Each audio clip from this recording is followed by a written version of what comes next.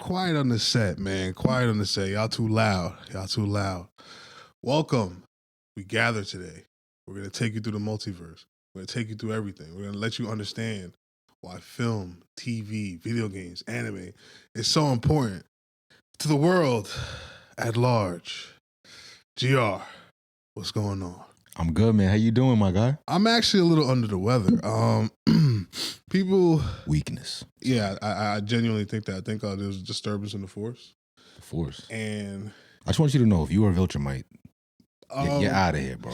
Yeah, nah, definitely. Nah, actually, I think I'd survive. As soon as that little drop of blood comes down your nose. I'll see what they did to the Jamaican nigga. Yeah. He said, "Bumba clock." And I liked him. He was tough. Yeah. He was like, yo, who would try this? And all of a sudden, his body was... Now, my man survived, though. He was tough. Yeah, I think I'll go out like that. I think, damn. How many of them? 50 They billion? made an orbit around the planet with bodies. It was billions. Billions, right? Billions. Damn. Super Saiyan joint. Way to go, Viltrumites. But outside of being sick, I'm actually very happy. Mm-hmm. Before we get into it, we are actually about to fly the coop. We're about to be on our own, about to get our own starship. We're going to be on our own platform. You know, gas money is gas money. But Real Talk needs its own home, and we're going to have our own YouTube channel. We're going to have everything. We're going to promote it for you guys as soon as we get it. This is going to be our final episode on gas money. Not ever. I think we just getting started, honestly, personally. I'm happy. But thank you guys for joining us on this journey. Thank you. And we're going to go to the moon, allegedly. If it's even... Think this is our second go. To the moon? Yeah. You know, allegedly. You don't think we went the first time? We can start right there. You want to start with the moon landing? Yeah, guys. I got a place to go. I got the glasses. You want to go there? Okay, we can do that. We can do a little 3-minute moon landing. Yo, that's not real, bro. Let's not go there. Let's talk about what we're supposed to talk about. Because... Okay, yeah. Now I'm gonna get you though, because I'll start off actually with a movie review. Yes, what we got? So there's a movie that's been buzzing. It's called Project Hail Mary. I actually went to go see it in IMAX because it was a big deal about seeing it in IMAX because it was such an ethereal. You see the planets. It was a beautiful movie. Yeah. And the first thing I'm gonna say is spoilers. Obviously, I'm not gonna spoil too much, but I will spoil it. It's based on a novel, which is normally good. Usually the best movies. Ryan Gosling. I used to think that this guy was overhyped in terms of looks. He's a handsome guy. All right. I thought he was like... It's 2026. I thought... What are you implying? It's 2026. I thought he was... Free to say what you want. Milk toast, but he's actually a pretty handsome dude. That's what you got from that film? No, that's not what I got from the film. You came away with. That's part of the thing I came away with. Yes, I was like, damn, that's cool white boy. So he's invited to the Diddy party? Nah, I mean Diddy party probably. I actually think Diddy party's over. All right, yeah, we believe you. Nah, it's the Fanatics party now. Yeah. Michael Rubin party. AG party. Nah, Michael Rubin party. Yeah, he took over. He stole Diddy's white party. I heard about that. Like he legit. You never see that picture of him hugging a little baby from the back? I saw a little baby between two men. Yeah, Michael Rubin was the guy in the middle. Like he was in the middle? Yeah, I'm pretty sure he was like the bread. I mean the meat, the cheese, whatever he was. Yeah, but yeah, he took over Fanatics. Right. Yeah, shout out Michael Rubin, or not shout out, whatever. Ryan Gosling, yeah. So he's the lead. I'll break down the movie for you real fast. So Ryan Gosling plays a biology. He's like a super genius in biology specifically. But the movie starts out with him just being a regular run-of-the-mill biology teacher. And you find out it's because he has some out there thoughts on biology. I think his whole thing was, and the people that saw the movie, they can correct me. I think his whole thing was, like the argument in biology is that all living organisms are like need water or are based on water. Right. And his whole thing was, nah, it's not true. I can't prove it. And he became a laughingstock of his whole thing. But then the sun started to like dim. So some lady found like a infrared line like coming from our sun from another, like, so the sun was dimming. And they're like, what the hell? So they found out that there's an organism that is eating her son. That's all right. That's the premise of the movie. That's tough. Starts off with that. So this lady who was the leader of the world government, because for some reason there's a world government, and she's German though. Why would Germany be in charge? Kind of weird. I feel like USA. Maybe it was too on the nose if they made USA in charge. So they picked a country that's like, you know, that could be in charge. You can see like Germans are stern. Today? No, that's the point though. Oh, okay. Yeah, it's like they're not the same German. No, it's over for that. Yeah. But hey, let's just use them. All right. Because if they use the Russians, it'll be like, oh. Yeah, it's a little too specific. Yeah, so let's use Germany. It's safe. We already don't like them historically. Yeah. So let's use a German, safe pick, and we can trust them now. Hey, and it was a woman. All right. Yeah. So she like recruits him because he had this out there theory. Right. Because we're trying to figure out what these organisms are. And then he finds out that, you know, there is a planet out there out of all, like, because there's like a map of where these things have visited and they're just bodying planets. And there's a planet out there that they skipped. So now we got to go to that planet find out why. Yeah. And then he's like, okay, that's the gig. And so it's a suicide mission because. Sorry, what time frame are we talking? Is it modern day? Modern. What is it? Yeah. So they have the capability to go to these other planets. No, he finds a way by, funny enough, the fuel system is these organisms. The same ones that are eating this. Yeah, they produce like a crazy energy, like in a small amount of them. Like, because the problem with space travel for us now is the amount of the fuel is so heavy that there's no way that it can work. So the other problem was that it's not real. But yeah, so fuel. It depends on what dimension we go into this pod. We're staying with the movie. Yeah. Project Hail Mary. Hail Mary. Got it. So that's the name of the film. Yeah, Project Hail Mary. Yeah. So, but I'll tell you why it's called that. So, this is a almost 3-hour movie, by the way. Just give you a heads up. So he not only does he crack the code that it's an organism that's eating the sun, he cracks the code that these things also produce a fuel that's super light, and we have enough of them. And he figures out that you can trap them with I think it's infrared. They eat the whatever. So it's all science mumbo jumbo. But whatever. He figures out that hey, we can use them as a fuel source, and we need to go figure out why they did not eat that planet.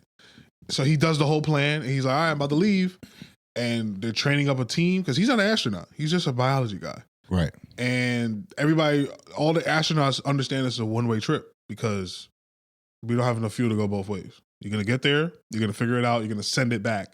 Like, send all the research back. It's a one-way ticket. You're literally going to die. Armageddon. Yeah, you're just going to die. Right. It's a suicide mission to save them. It's either that or the planet dies, because without the sun...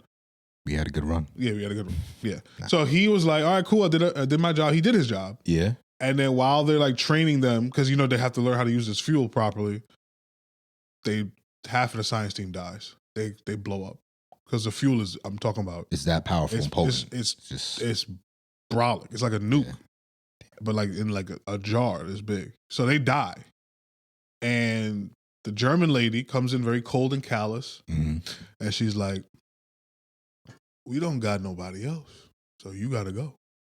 He's like, I'm not an astronaut. She's like, I know. You're a biologist. Go be a biologist. In space. And then he's just like, no. And she's like, okay. Then they literally like, they drug him. And when he's up there, he wakes up, he has no idea what he's doing. Like, he doesn't remember why he's in space. Yeah. But the whole crew died. So he's the only one that survived. So I like this. The crew that was the people that were supposed to go in place of him died on Earth, right? And then the people they sent with him died before he woke up. He just survived. He's the only survivor, and now he's on his way. But slowly he starts to regain his. He's like, holy shit! It sounds like a premise of a great video game, but yeah. And this is the third act of the movie. Yeah, the third act. He runs into an alien out there. Sentient? Yep, in space. Walking like sentient. It's a rock. A rock? It's like a rock monster. It's small. Yeah. It's not humanoid. It's a rock. It has no face. It barely has fingers. So Wilson. Yeah, it's literally Wilson. But it can actually move and so they communicate because he like jerry rigs his computer to like translate its sounds. Certain words there's no word for bravery in their language, so he had to teach the thing that. So then the second half or the last half of the movie becomes like a buddy cop because they're both there for the same reason. His planet is also losing their son too. So they both. The alien is smarter than him, though. I was gonna say, what's the level of intelligence? Are we talking about like this is a child? Nah, the alien is way smarter than him because the alien is a biologist, an astronaut. He's everything. Okay, but he's a rock with arms and legs, so he can actually move. Okay. Yeah, so the alien does some fly shit where he makes his own atmosphere and he like comes onto his ship. So they connect ships. The alien does all the work. The alien finds him. The alien connects the ship. The alien pretty much figures out the problem. So what they did was they went to that planet. They did like he taught them about fishing. Like the Ryan Gosling character was like, yeah, we're gonna technically fish. Like in Ryan Gosling's spaceship, there's a 3D rendering of the Earth. So like you don't lose your mind. So you literally sit in a pod and like you're surrounded by like a simulation. Of Earth. So he's like, yo, we're gonna go to this planet and we're gonna fish and we're gonna find what's in the atmosphere. Like what is, but the rock is the one that's behind everything. Like no, it's clearly an organism. And they find it. There's some organism that eats this thing. So basically, the reason why that planet was spared is because when those things came there, they were just getting bodied. So they found another organism that eats those things. Got it. Because something eats everything. Yeah. And they get it. Right, so the rock nigga, I think he's not black. So you don't have to associate nigga with black. Yeah, the rock creature. Yeah, its whole crew died. Right. Ryan Gosling figured out it's because of radiation. They don't have a concept of radiation, even though they're smarter. They don't have nothing for that. Yeah, that's something they never encountered. They never encountered that. Yeah, so they died from radiation. He didn't die like the rock monster. The rock monster synthesizes everything, so it gets the cure for the killing this thing. Right. So they go their separate ways. We think the movie's about to be over, and then Ryan Gosling's character is woken up because it's. I forgot. I left out a big part. Remember, it's a one-way trip for Ryan Gosling. Yeah, he's done. Yeah, but the rock monster is like, yo, I could just make my trip longer home and give you some fuel. Because the rock monster's using the same fuel. so he can get home. Yeah, so the rock monster gives him the fuel to get home. But Ryan Gosling's character was cool with dying. I can see that, actually. He was cool with dying at first. I can see that. But then he was like a loner, a loser. Yeah. He was a genius, but he was a teacher. So the curse he didn't of have knowledge. Friends. Yeah, so long story short, he gets the fuel. So when he's on his way home, we get wakened up just like he does. The ship is saying that there's a contamination breach. Because the thing that they synthesized, it was in a case that the rock monster made from his own stuff. And the new thing that they made eats through that. So he's like, he contains it. He's like, holy shit. My friend, his name is Rocky. His whole ship is made out of that. Oh, he's done. So his ship is getting eaten up right now as we speak. I'm going to use my fuel to go save him. So he flies his ship to the rock monster's ship. They link up. You think the movie's over again. Nah. So they went to the rock monster's planet and they terraformed it so that he can survive. So that same material that the rock monster put around himself, he put around a portion of the planet so that Gosling's character could live. And he's like, yo, we can take you home whenever you want. Like, we have the technology. And then he's a biology teacher there too. What? Yeah, he's teaching a bunch of rock kids through a glass. But aren't they better than him? Like smarter? So he's doing this for fun. He's literally like in a zoo. I was gonna say like he's the zoo creature. Yeah, he's literally. Let's go listen to this inferior subject. Oh yeah. Yeah. That's how the movie ends. That's mad embarrassing, fam. Yeah, but the world is saved because they get all the stuff. He sends back all the research. Yeah. Project Hail Mary. I'm gonna have to watch it. And it's called Hail Mary because it's a Hail Mary shot. Mm-hmm. Yeah. Is that the only? I have to watch it because there might be some Of course. You know, you already know. Yeah, but it was a good flick. It was a beautiful movie. It got a lot of comparisons to Interstellar. Yeah. But to me, it's not Interstellar. It's in terms of the story or in terms of the visuals? Everything. No, to me, okay, Interstellar invented the black hole. Like, you know how we all see what a black hole looks like in cinema and movies and media? Interstellar is the guy who created that. Right. Like, that view, what we think of a black hole now, that was Interstellar. They invented the black hole, you can say. Okay. This movie was prettier than Interstellar. Interstellar, I don't like timey-wimey bullshit. Wait, define timey-wimey. What do you mean? Interstellar was timey. I don't like time travel shit because it ruins, to me, the integrity of it. There's nothing that time travel has worked with, to me. It don't work. When you say work, but like, what are you looking for? Because the point of time travel is to experience time from either from the future point of view or go to the future and be like, wow, this is what the world turns into. And then the consequences, how did I affect the future based on what I did in the past? I'm going to say something very controversial. Attack on Titan, I think, is one of the greatest things ever. Like, I'm not even ranking it amongst anime. I think amongst things. Right. But the timey-wimey bullshit, I have to drop at a point. So you saying that was one of the takeaways from Attack on Titan? Yeah, I don't like it in every situation. Now when you rewatch it, everything feels inconsequential because it's time. Oh, he went in the future and he hit the domino, and that's why. But that's after you know. Yeah, but then I don't want to rewatch it, even though I've rewatched it several times. I don't like timey-wimey shit. I know we're staring off the subject, but I agree in certain aspects. Like, give me one that you liked. One that I liked was Attack on Titan. You liked that. You liked the fact that he was screaming at his dad and he was like, yeah, nigga, turn me into a monster. I like that the character of Eren was the actual villain that was the antagonist to Eren, who's really helping Eren to become do you hear yourself right now? I do hear myself. I don't like that. That was creative. No, it's not. It's bullshit. In situations where it doesn't work. It was a bad, the writer got cornered and he was like, I think he planned it from the beginning. I don't think so. The times where it doesn't work is in Marvel with the whole, was it Endgame? I thought that was corny. It was like, oh, so we lost, but not really though. We're gonna go back and do some fadangling and because why didn't my man just do that off rip with the time stone? That's what I'm saying. Like why we had to go through this rigmarole. And then Thanos. And why Thanos with the same time stone couldn't be like, nah. I control time. Let me just keep running it back. Yeah. But you see, I don't know if you watched the Doctor Strange movie, the first one. Yeah. That's how he beat Dormammu. With time. He literally just kept doing like Dormammu was like, all right, I'm tired of killing you. Right. See, I like that though. So it does work. But that's not timey-wimey. That is timey-wimey. That's one pocket. That doesn't ruin integrity. It's like when you got a sandwich and you put too much like vinegar on it. Now it's soggy. The sandwich was great. Back to the Future is a great series. Yes. That's timey-wimey. Yes, they did. They're the only ones that did it right. He went back to save his own existence. And that's what I mean where time travel does work.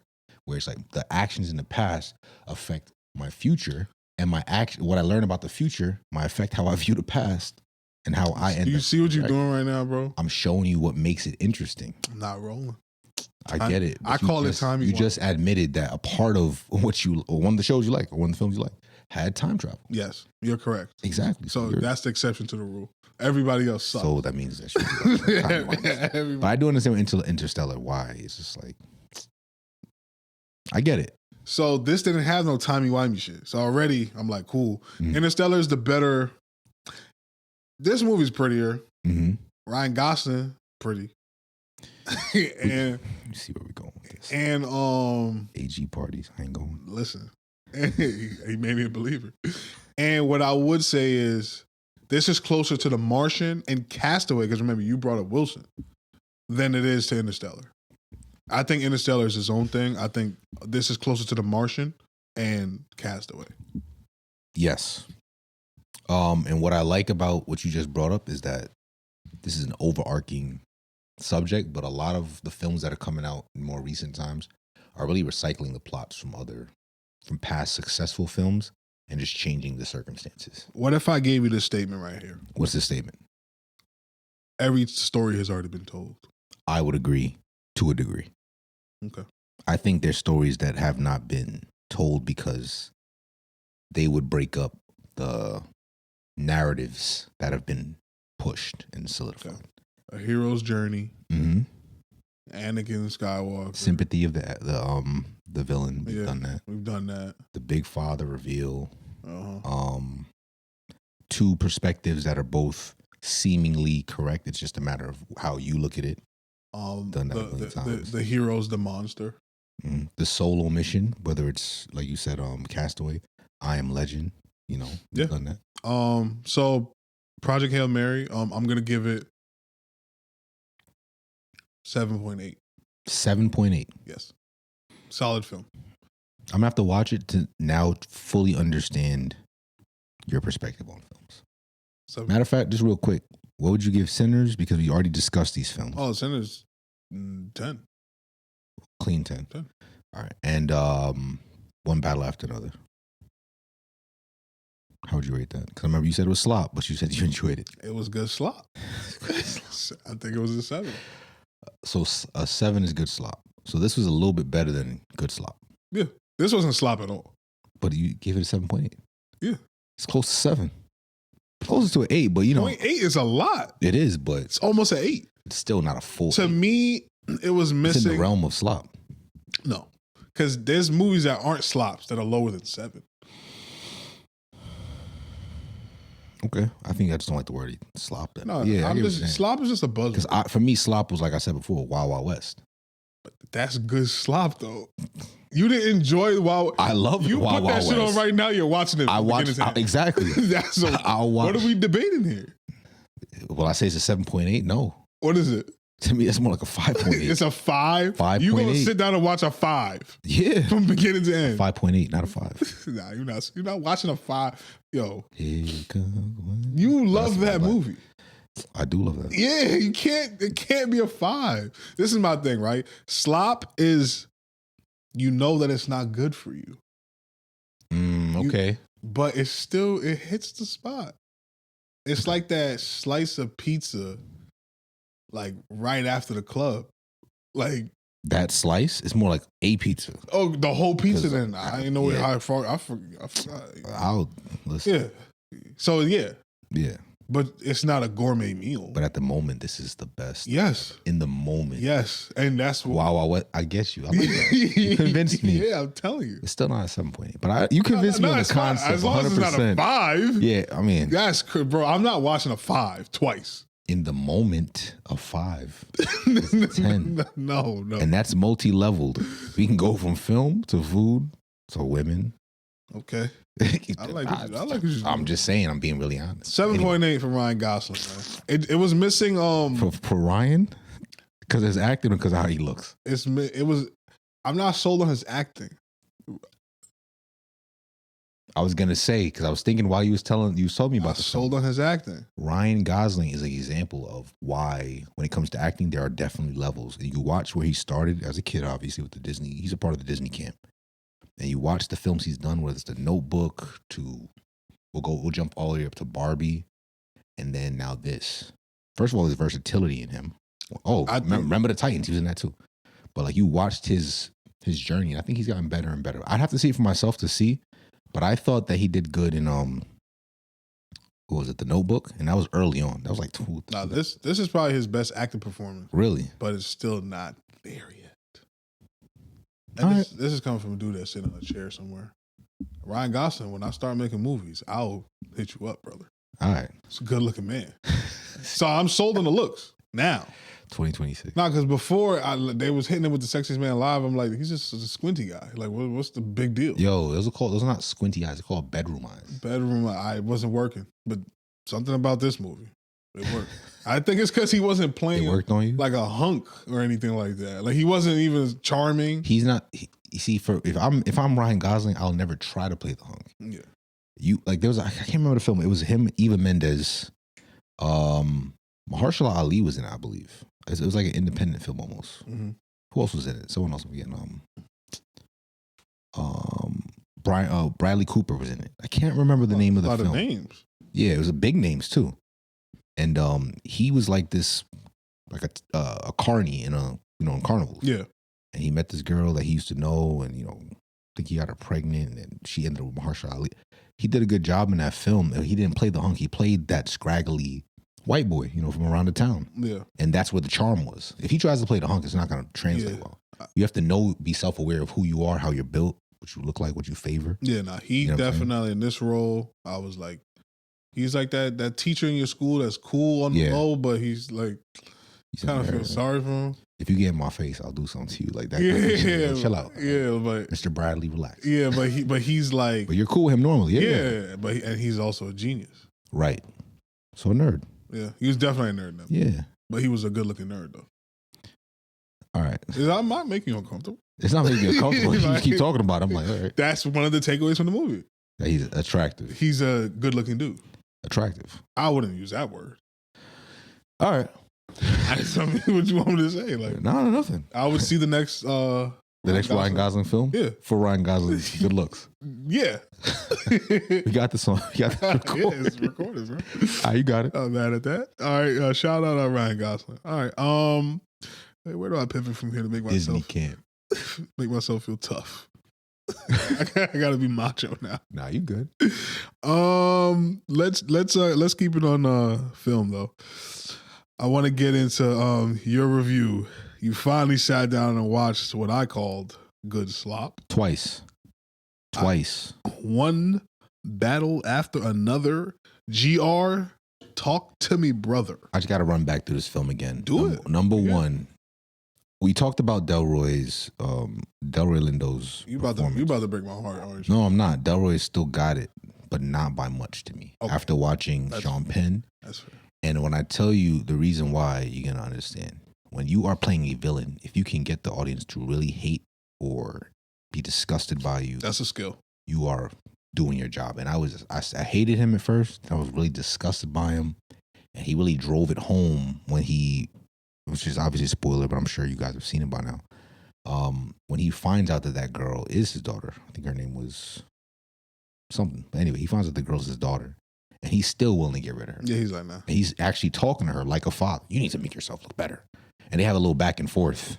I'm pretty sure it was improv. And I really didn't like it. It didn't really sit well with me. It didn't. I feel like they just let them go. But yeah, he still did his job as finding out this is his daughter and treating her like she was his daughter for a little bit. Mm-hmm. Although he knew he wanted to be a part of the Christmas Explorers Club, whatever it was, more than anything. Talk to me about that shit. That's the stuff I'm talking about. That's on the next level. But yeah, they're telling on themselves in this film a lot. Number one, like you said, with the racist face, he mastered it. Yo, because I could look at him like, yo, this guy don't like black people. Yeah, but he loves black women. Yeah, which is a snitch. He's snitching on what that whole mindset's about. Mm-hmm. There's people who hate black people, but fetishize them. Yes, fetishize them to death. Produce children with them. Disown them. Act like they don't know them. And in some cases, historically, get rid of them. Eat them. Yes. We might have to put the shades on for this. Yeah. But the point is, like, that film snitches on itself, but the performance by Sean Penn was immaculate. I think he spanked Leonardo DiCaprio, honestly. Really? Absolutely. Wow. Okay. Leonardo, I think he coming into this film, he phoned it in. I feel like if this is basketball, he came up and put up a nice 25. Okay. 25, 5, and 6. Okay. Easy game. And Sean Penn went off for like 35, 40. Sean Penn put his he had me most engaged in the film. From the beginning half, I gotta get on talk about Tiana Taylor in this film. Be careful. I hate that she did this. She's probably a distant relative, to be honest. Okay. But I hate that. I didn't even do the math there. Yeah, she's from Trinidad and my family's from Guyana. I didn't even do the math there. I did not even I'll say it for the rest of our bloodline. Like, I didn't like this portrayal on film. Number one, she abandons her daughter. Number two, she's not only sleeping with white men, which is fine, whatever. If you love them, love them. I'm not going to be mad at you for that. It's the Leonardo DiCaprio character, but the way she was so sexually hungry for Leonardo constantly was inordinate. It kind of like lended to this stereotype that black women are hypersexual, which I wasn't a fan of. And Leonardo sometimes was like, yo, chill, calm down, relax. He's like, yo, relax. She willikers. Yeah, she willikers. And then she goes on to be dealing with Sean Penn's character out of whether it's guilt or whatever, but it wasn't like she was like shaking to do it. She was fine with it, especially when she had him up against the wall. She enjoyed the power. Yeah, he's against the wall, so his back is to her, and she went down. So we know she was digging for groceries. Yeah, I didn't like that. I was like, why they have though? What is this? Why are they're degrading her image? You know what I'm saying? Like even when she gets caught and like he's like, I can get you out of this. She's like, all right, help me, whatever. All this stuff like, and the baby ends up being theirs, a love child born out of lust and some kind of psychologically weird dynamic. I thought that the portrayal of her character was distasteful. Then they threw in a lot of big names, and they did nothing in the film. Regina Hall, and Wood Harris. These are two big time actors who were just in the film, literally just in the film, just there to kind of feed it. And that's why what I said last time, I think I said like it was like a bootleg Quentin Tarantino type of film. Yeah, you smoked that. I didn't even peep that. I felt the energy for it. I was like, this is definitely Quentin Tarantino like. And they just fed it like stars. And Sean Penn acted his behind off. But they snitched on himself with a lot of the stuff with these high end clubs that you have to get into and the things you have to do to get into them, particularly like some kind of sacrifice. And the reason they killed him because he didn't kill the girl. Yeah, like that was cold blooded. I was like. And he tried to lie, like, oh, I was raped. I think even that was like almost like a stab at some white man. Like, you want to try to become the victim when we already know who you are. Yeah. So there was a lot to it that made me enjoy what they were telling. I do have to give Sean Penn his flowers when it comes to like how he acted, because I was disgusted by this man the whole film. I hated him at one point, and I was like, yo, this guy's crazy. So I'm sorry, but the film is still flop, like you said. But his performance went up. I still think Delroy should have got it though. Okay. Leonardo came up. He gave you his nightly 25. Hey, he got you to the dance. Yeah, he got you to the dance. But Sean Penn, he outacted him. Secret societies. Yeah. I feel like this is the first time we discussed the film. I didn't touch on that enough. The secret societies, man, and their requirements. Yeah, like they were ruthless. And what was the Christmas shit about? I think they dropping hints. The Christmas Explorers Club or something. How do you explore Christmas? Exactly. It's not a thing you would explore. Well, depends on what you know about Christmas. Don't do that, man. Are we going there or not? I enjoy Christmas. So don't ruin Christmas. All right. Please. But I'll leave the glasses off for now. So what's your rating? As a film overall, I give it, for me, a 6.2. Okay. Would I watch it again? Probably not. Which would be your third if you watch it again? The reason why I watched it twice is I was on a flight going to a destination and back. I think you enjoyed the film. I usually have to watch films twice for the raw first time entertainment value and the second time from the deeper acting and video production. Gotcha. So now I'm starting to break the film down on a different level. Gotcha. But to watch it a third time is completely unnecessary. I would go to sleep through it. Okay. I think that's a fair assessment. I think you like the movie though. I think you're being coy. I think you're trying to protect your No.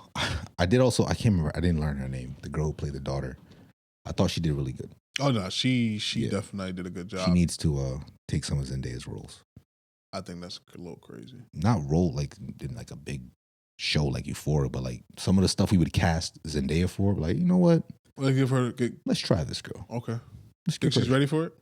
Yeah, she did a really good job though. She acted with Leonardo DiCaprio. Yeah, really good. That was very good. Really good dynamic. Give her shot now. Yeah. Okay. I think you're going to see more of her. They might have to replace Zaza Beetz with her too. Don't do that to Zaza. I like Zaza, but she's not a. This girl is more attractive than her to me. Zaza's not that great as an actress. She's not terrible either, but I think again it's one of those things like we were talking about with Pedro Pascal, where they're forcing her down your throat, and I'm like, all right, relax. We liked her. We loved her in Atlanta. Then you saw she was Domino and what you call it, and then you had her in The Joker, and I'm like, all right. Relax. She was in that movie on the train with Brad Pitt. Yeah. Didn't like that. I was like, y'all are forcing her on us now. I can see the play. Didn't like it. That's what they do though. They push you. Yeah, but like this person's good. Nah. I want to talk about that, and I think it's a good segue into what happened to my man Jonathan Majors on that set. Oh yeah. But where do we put the onus from actors? You're Pedro Pascal, right? How do you say no? You don't. This is not on Pedro Pascal. This is not on Zendaya. This is on the actors. But shout out to Denzel because there's films he's turned down, and I'm sure there's other actors who've turned films down. Like Will Smith turned down The Matrix, which I actually think he could have pulled off. But I do think that ultimately Keanu Reeves is a better choice. Okay. But for the actor, how much you paying me for this?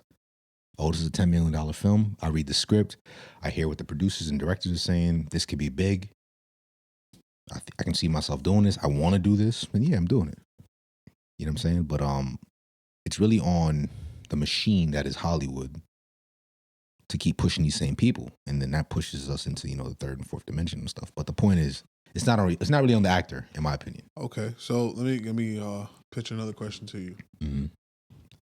You have the opportunity to be in a Disney, Netflix, HBO kind of, Amazon kind of thing. Mm-hmm. The level, yeah. Or would you want the more artsy, critically acclaimed indie, not indie, still big time, like real films, but you're not getting a bag. Like yo, I know I could be Spider-Man for the next 10 years and I can make 10 mil a movie, and that's not including the brand deals, merchandising. Or I could do a Sinners. Right. And I'll call you if we do Sinners too. Like I there's no, you get that. That's like art. But it's like, I see you when I see you, big dog. As an actor. As an actor in a perfect world, you do the work. You start off, and I'm talking about people, you really starting off with nothing.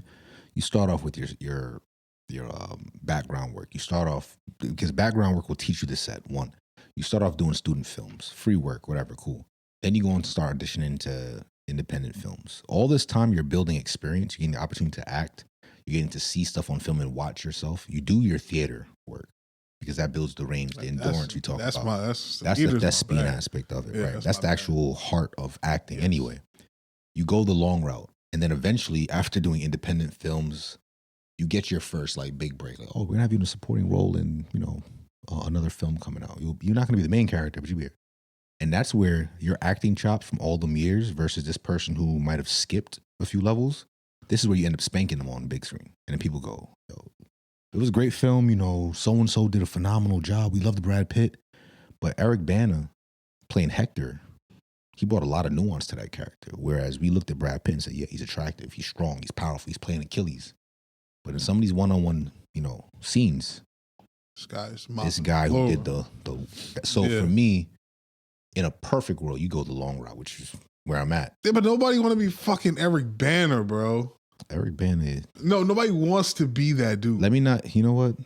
We want to be Brad Pitt. Everybody wants to be Brad Pitt. When you get into this game. And that's not, let me not make it like Brad Pitt is some. No. He's one of He has what we talked about, the symmetrical leading man look. But.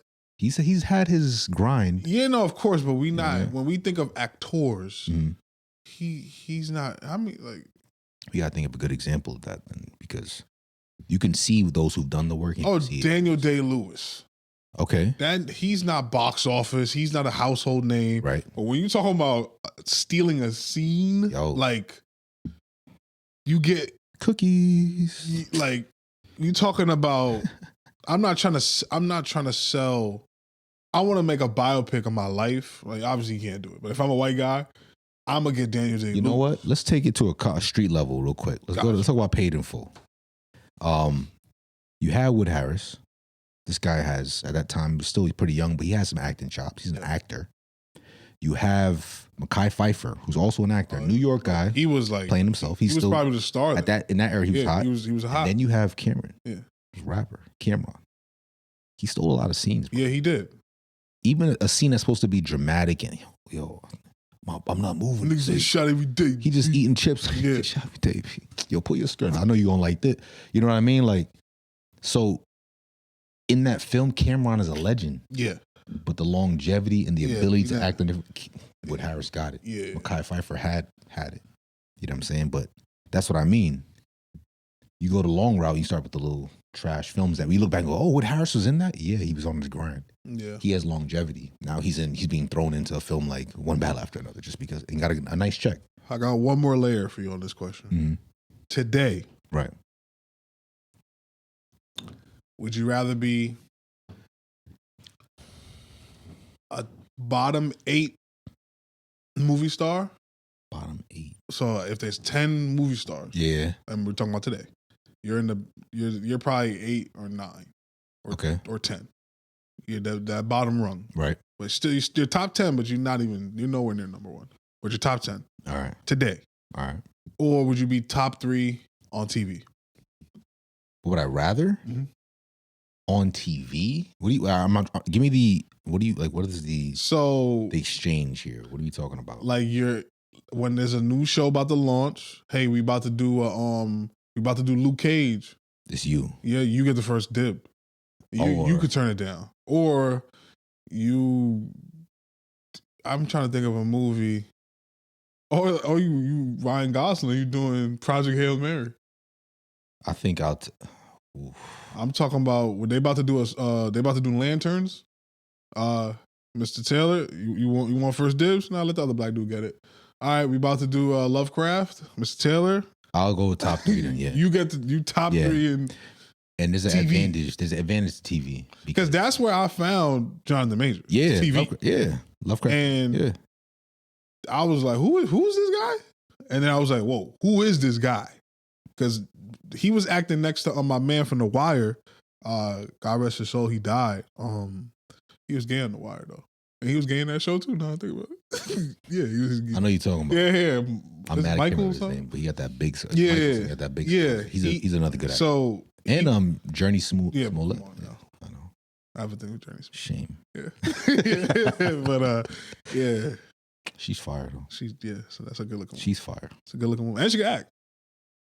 Yeah, she can act. Yeah, she can. Why she don't get enough stuff? Yeah. So anyway, we know why she don't get more stuff. Jonathan Majors, he was TV. Yeah. And now he's, we're gonna talk about him in a second. They probably canceled. A part of canceling that show was like, he's like, yo, I'm going to the next one. Yeah, he probably too. And they're like, we can't do it. Yeah. Like, yeah. You want what an episode? Nah. Cancel it. Yeah. Or black people getting super, magic, whatever. I gotta watch that whole series again. I gotta do it. But I'm gonna do it in the fall. I would pick top 3 in that case because I can always turn down a series to do a film that I think is gonna push my career forward, or just a project I'm passionate about. Yeah. Bottom 8, you just getting films and not necessarily that pick. Then yeah.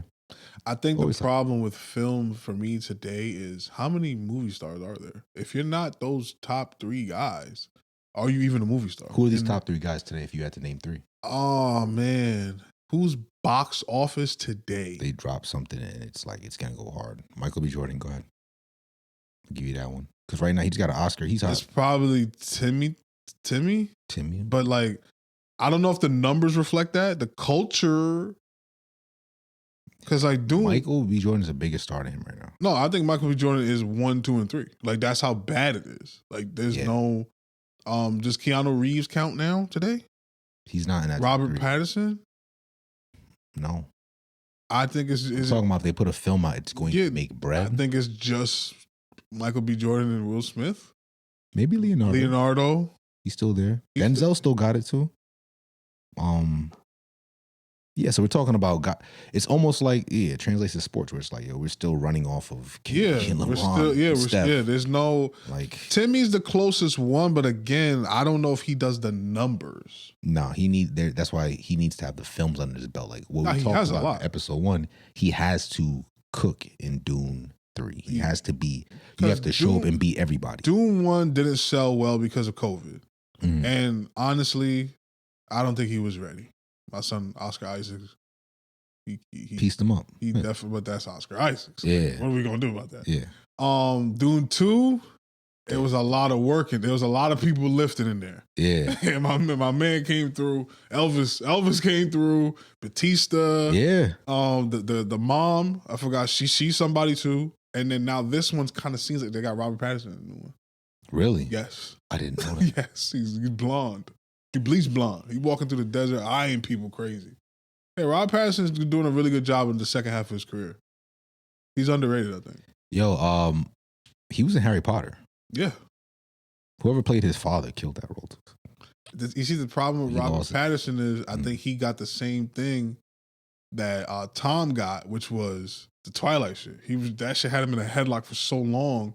That's because of the girls who saw him. Yeah, like kind of stunts your growth as an actor. In my just from the outside looking in, you're stuck in this pigeonhole thing. Yeah, and then when you finally break out, people don't believe you. Yeah, like because when he was casted as Batman, I knew he was going to do a good job because Batman is the Twilight niggas. Saying is a brooding character. I can see him playing a brooding guy. I watched him do it for the whole Twilight thing. Like I'm sad, I'm angsty. That's Batman. He could do that. And then. I'm gonna let you finish. No, I love Batman. So I love Batman. I don't think I'm shitting on Batman. I rock with Batman too. He shocked me with how well he did as Batman. You didn't like it? No, I thought he was a great Batman. I don't like how they. You don't like that rendition of Batman? I don't like this whole. Again, this is like a trend with this whole like depressed anti-hero. This is Batman. This is. I'm gonna smoke you, and then I'm going to go back and be Bruce.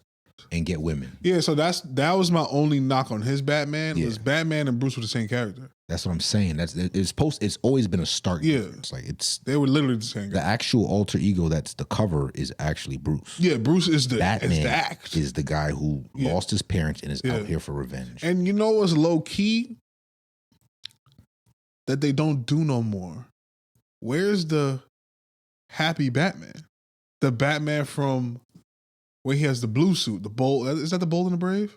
Where it's kind of campy, like him. You mean like with Arnold Schwarzenegger, Batman and Robin? Yeah, People hated that one, but I thought there was some good aspects. He's kind of like the George Clooney. I'm happy. Yeah, like I'll kick your ass. Yeah, and me and Robin can fool around. He'd come in the room and talk to you like, listen. Yeah. He was almost like what's his name?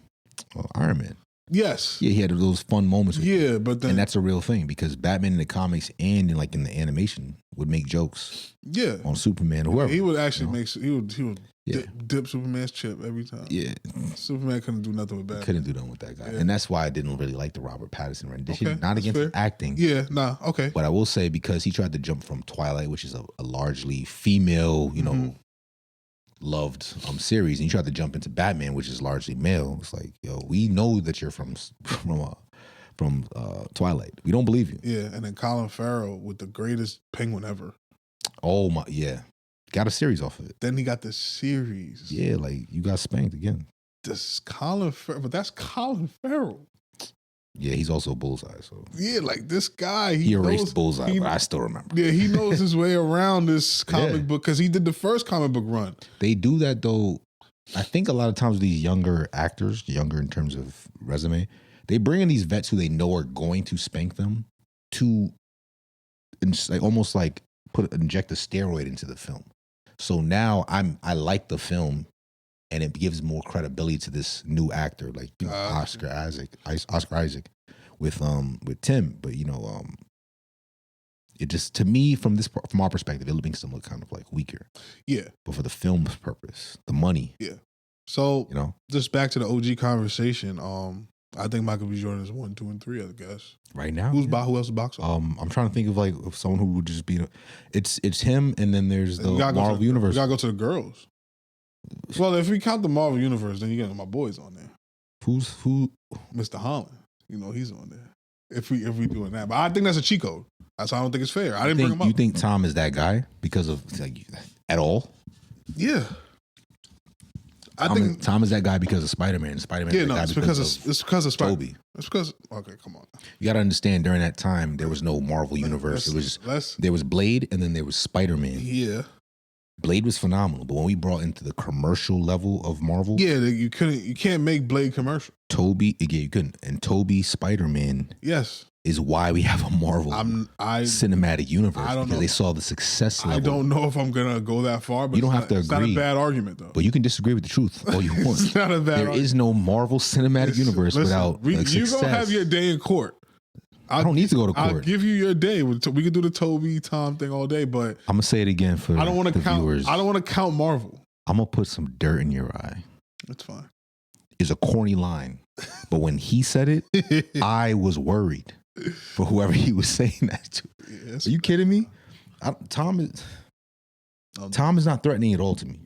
And like we talked about, Spider-Man should not be. He started up to. Are you serious? Spider-Man is the friendly neighbor. Let's not do this now. You're right. We got to have a whole episode for y'all. Don't worry. We've been playing this behind the scenes for a while. We're gonna give it to y'all raw pause. But yeah, so outside of Michael B. Jordan is we can go to the girls. Zoe Saldana. Zoe Saldana is one of my favorite actors. She's box office. What I've always loved about her, and I've listened to her interviews, that she is, and this is why me and her would vibe, because I would want to do sci-fi and fantasy type films. Y'all not gonna vibe. You know why? I know. She's a divester to the 10th degree. She put her whole I wouldn't vibe sisters on too. I'm not trying to be with her. I didn't say that, but I feel like that would be uncomfortable. She's attractive, yeah. Okay, but then she's gonna be like, "Whoa, I don't do blacks." She did a film with Bernie Mac. Yeah. She did a film with Bernie Mac. Yeah, she got it. But you know what? They also casted her that way too, which is interesting. Like, remember the first Pirates of the Caribbean? She was in there, and she was a pseudo love interest for Jack Sparrow. Then we did Guess Who with Ashton Kutcher. Even when we talk about her being Gamora, you think Hollywood Chris turned Hemsworth. her out? Not no, Chris I think Hemsworth. that not Hemsworth. Pratt. Pratt, my bad. One of the Chris's. Yeah. If it was Hemsworth, it would have mattered. Yeah, one of the Chris's. Evans. So you think Hollywood turned her? No, I think that she's. And I'm not going to speak for her, obviously, but I think that she's one of those Hispanic people who lend towards the I know black type of people. Even though she plays a black woman in 90% of the shit she's in. Yeah, that's again one of those roles that should have went to a fully black woman, but whatever. It's Hollywood, and she's also a great actress. Oh, she's a great actress. I'll never take that. She's a monster. But she had to let everyone know, like, I'm not black, because she's like, I'm do Colombiana. Y'all gotta respect what I am. But she's a great actress, and I've always liked that she takes on those sci-fi fantasy type films. Mm-hmm.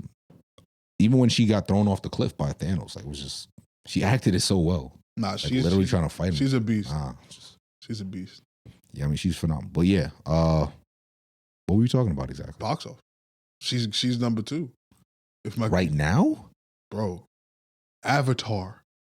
But that's the film versus the actor. Like, if she came out with a film, are we going? I want to go see. No, Zoe no. Michael B. Jordan, in whatever he's in, is going to be hot right now. Okay, so it's just he's in a league of his own. Then it would have been. I mean, there's a lot of people who could have been that. Because the thing is, there has to be a balance between either appeal and the quality of the film, or skill and the quality of the film. Okay, he has appeal and the quality of film. Chadwick Boseman had skill and the quality of film. Jonathan Majors is a skill and the quality of film type of person. But he has the appeal right now and the quality of film. So, I mean. But the reason why I brought this up to begin with is because Jonathan Majors, my guy, he's back on the set. Oh, yeah. And he fell out a window taking a bullet for a white dude. And yeah, that's what it looked like. At least. I don't know. The movie's untitled. We don't know what it's about. It looks like an action film. Yeah. He fell out a window on set. And then this is a dubious quote. I wanted to see if you had any insight on this. They tried to they reached out to the producers, right? And the producers said, because they asked them about, like, you know, what's going on the set, like, and the producers said they don't negotiate with communists. Who was asking this question? I guess, let's say Access Hollywood reached out to the producers and they said, like, hey, we don't negotiate with communists. That's hilarious. What does that even? No, that's hilarious. I'm gonna start saying that. Yeah, like, what is that? People ask me questions. I'm like, yo, I don't. Fraternize. Oh, that's some producer shit. Yeah, that's like, I don't fraternize. Okay. And I don't fraternize with imbeciles. You ever been on a dangerous set? Yeah, I've done my own stunts before, jumping off of a moving truck before. Yeah. Damn. That's because it was low budget though. But what is that like? Like what? I mean, at the time I was like, I had to be like 25, so I was just full of energy, and yeah, I got it. I didn't know better either. I didn't have an agent that was, you know, cognizant of what I was doing. Damn. So they would have been like, yo, why are you jumping off of a moving vehicle? But who do you put that, like the stunt coordinator? In terms of what? Who does like, that? No, like if you had to blame somebody, For why? Outside of yourself. Oh, that's the producer. That's everyone involved in production for sure. Okay. Because it's like, what about the director? I'm trying to cover myself. Because it was independent and there was a lot of contract stuff I didn't read and that wasn't signed correctly. That would definitely be on the director because that was also the executive producer. Oh, so he was one and the same. Yeah, the executive producer is in charge like the money aspect of production. So he knows that if I get this guy to do his own stunts, I don't have to pay for a stunt double. You know what I'm saying? So I save money by risking the lead actor. Have you ever been on a set with a stunt double? Yes, actually, yeah. What are those guys like? They look like you from a distance. Okay. In the face, nah, but they look like you from a distance. Okay, and they're action junkies typically. Oh, so they like doing it. They want to be lit on fire. They want to be thrown off of stuff. Damn. Yeah, they're excited about that type of stuff. And because of them, I was like, dang, this might be kind of a cool gig, but nah. That seems like a very short-lived thing. Or Evel Knievel type stuff. Yeah, these guys like what? How their careers last? Yeah, do they have long careers? Like, it depends. Like I'll give you an example. Like if you're a stunt double who has the build of someone who is famous, you're gonna end up being attached to them for a long time. Like, okay, so they usually use the same guy. If you're 6'1" and have that muscular build, and you're a dark skinned brother who has that build as Michael B. Jordan, you're gonna be constantly called to work with. And on top of that, you build a relationship with the actor, which happens a lot. They're always gonna call you. Gotcha. It's all who you know. All right. I hope Jonathan Majors is okay. We need this guy back in Hollywood. He's back. He's acting. He fell out of a window. Yeah. Yo, this guy's like, they're making him the clown of Hollywood. Yeah, I think this is him. So I mean, it has to be because he's a quirky dude. They're like, yo, every time we let you know that you need to do something wild, you better do it. We want you running down the street from a white woman. We want you to play an on the spectrum bodybuilder who gets touched funny. Smoked that though. Smoked it. Did a phenomenal job. I don't even know if he was acting anymore. Now that he fell out of a window, I'm like, I sent the video, man. I know. And I looked at it. I was like, yo, this guy might be a gifted. He might be, Rain Man. I can act. That can act, yeah. But I'm not right. All right. What you want to get into? Anime or TV? Anime. All right. Let's just go right into this, man. What we got? We got Jujutsu Kaisen. Yes. We have it was the final episode of the Culling Game Part 1. Mm-hmm. Before we start, remember how I said, I called this, by the way. Yeah. That I think JJK could be the Dragon Ball Z of this generation. I think it has the chops. But I know what's stopping it. What's that? It's two things. I might have said this first thing before. The names. You gotta change the names. They're too Japanese. I'm sorry. They doing a lot, yeah. I can't remember the characters' names. I don't, but yeah. All right, go ahead. I'm listening. They gotta give us a Goku. That's easy. Something short. Yuji. But then there's a Yuji and a Yuta. Yuta. You can't, bro. The main character name can't be very similar to another up and coming GOAT. So but they did that too with Gojo and Jogo. You see, you're right about that. But you see, for us, it sounds crazy. But for them, it probably is like, it's like Matt and Max. Yeah, like nah. For us, which character again? Yeah, and then it's because of the inconsistency of the characters too. Because now, but I get what you're saying. I agree. The second thing that's stopping them from being the generational level, which I think is going to get to anyways, because it's just so phenomenal. The power system is too complicated. In terms of what's this level, like the power scaling is just it's more like a class thing. Domain expansion. Special grade. Yeah. Regular grade. Shikigami. Like heavenly contract. The cursed tools, cursed energy. Yeah, Black they're doing a lot Flash. And then the main character, who's supposed to be the main character, still we don't know what his signature move is. He's just punching niggas still. He's still just punching niggas. He just goes to sleep and wakes up Sukuna, and then you're gonna get roasted. Yeah, but you see, he needs a signature move. Where's his Kamehameha? Where's his Shadow Clone Jutsu? Where's his Chidori? Where's his whatever Luffy does? That's why I don't think I think they're gonna surprise you, and he's not gonna be here anymore. I think Yuji's gonna get out the paint. They don't take about the paint. The main character. He's not the main character, bro. Oh, you think they're about to do a Game of Thrones? Absolutely. They're just setting you up for it. I think that Sukuna either gets released out of him, like fully takes over, or goes to a different body, and Yuji dies. Yuji died already, and Sukuna was like, I ain't gonna let you die because I'm still stuck in here. So wait, hold on. You think they about to Game of Thrones? He's about to be Ned Stark? His mom is whatever's inside that other guy's head. Yeah, so that's, you see. He's a project. That guy has other projects. Remember the other boy? The other was his brother. Oh yeah, because that brother shit was confusing until I started to put the. So this nigga is pretty much. He's an experiment. He's like half a cursed demon. No, he's because his dad is a normal person. His dad's a normal dude. His mother was taken over by that thing, so, probably enhanced. So his mom is a thing. Yeah. That's why he's related to them. So those people are actually his brothers. He killed one of them. I'm pretty sure. They're his brothers in a different way because they're projects too. They're like half human, half cursed. Yeah, so they yeah. I think they're literally his brother though. Then they come from the mom. I think that's what the show's implying, at least up until this point. I think they're half brothers of that other guy with the blood bending type. Yeah. And that dude is half brother. Yeah, that dude looks like Yuji too. He just saying. Let's get to Yuta, man. Oh, with that fight? So Yuta's the main character. That's what I'm saying. It's not Yuji. He's bro. Gohan. When he smoked Yuji in that fight, I knew right there. Oh, they're transferring. That was they let you know easy, you're not him. Easy too. Easy. When I kill you and not really kill you, easy. I'm him. Because Yuji was fighting for his life. My man was not even trying to kill him. When they let you narrate your thoughts, like, oh, what am I gonna do next? Yeah, the fight was over. Yeah, he whooped his ass. It was bad. So they woke up by a fire talking about, I didn't want to kill you. My introduction to Yuta was in the movie. Mine too. Jujutsu Kaisen 0. My man went to Africa. He did. He went to Africa and came back, and now he's Kakashi. He's better than Kakashi. I think this kid Yuta, he might be the best character since Goku. You jumping out the window. Yo, I am a little bit. I am a little bit. How nigga, sick are you right now? Nigga, I'm pretty sick. I get it. I can hear it. But yo, watch that episode better than again. Goku. Give me another character in that fight.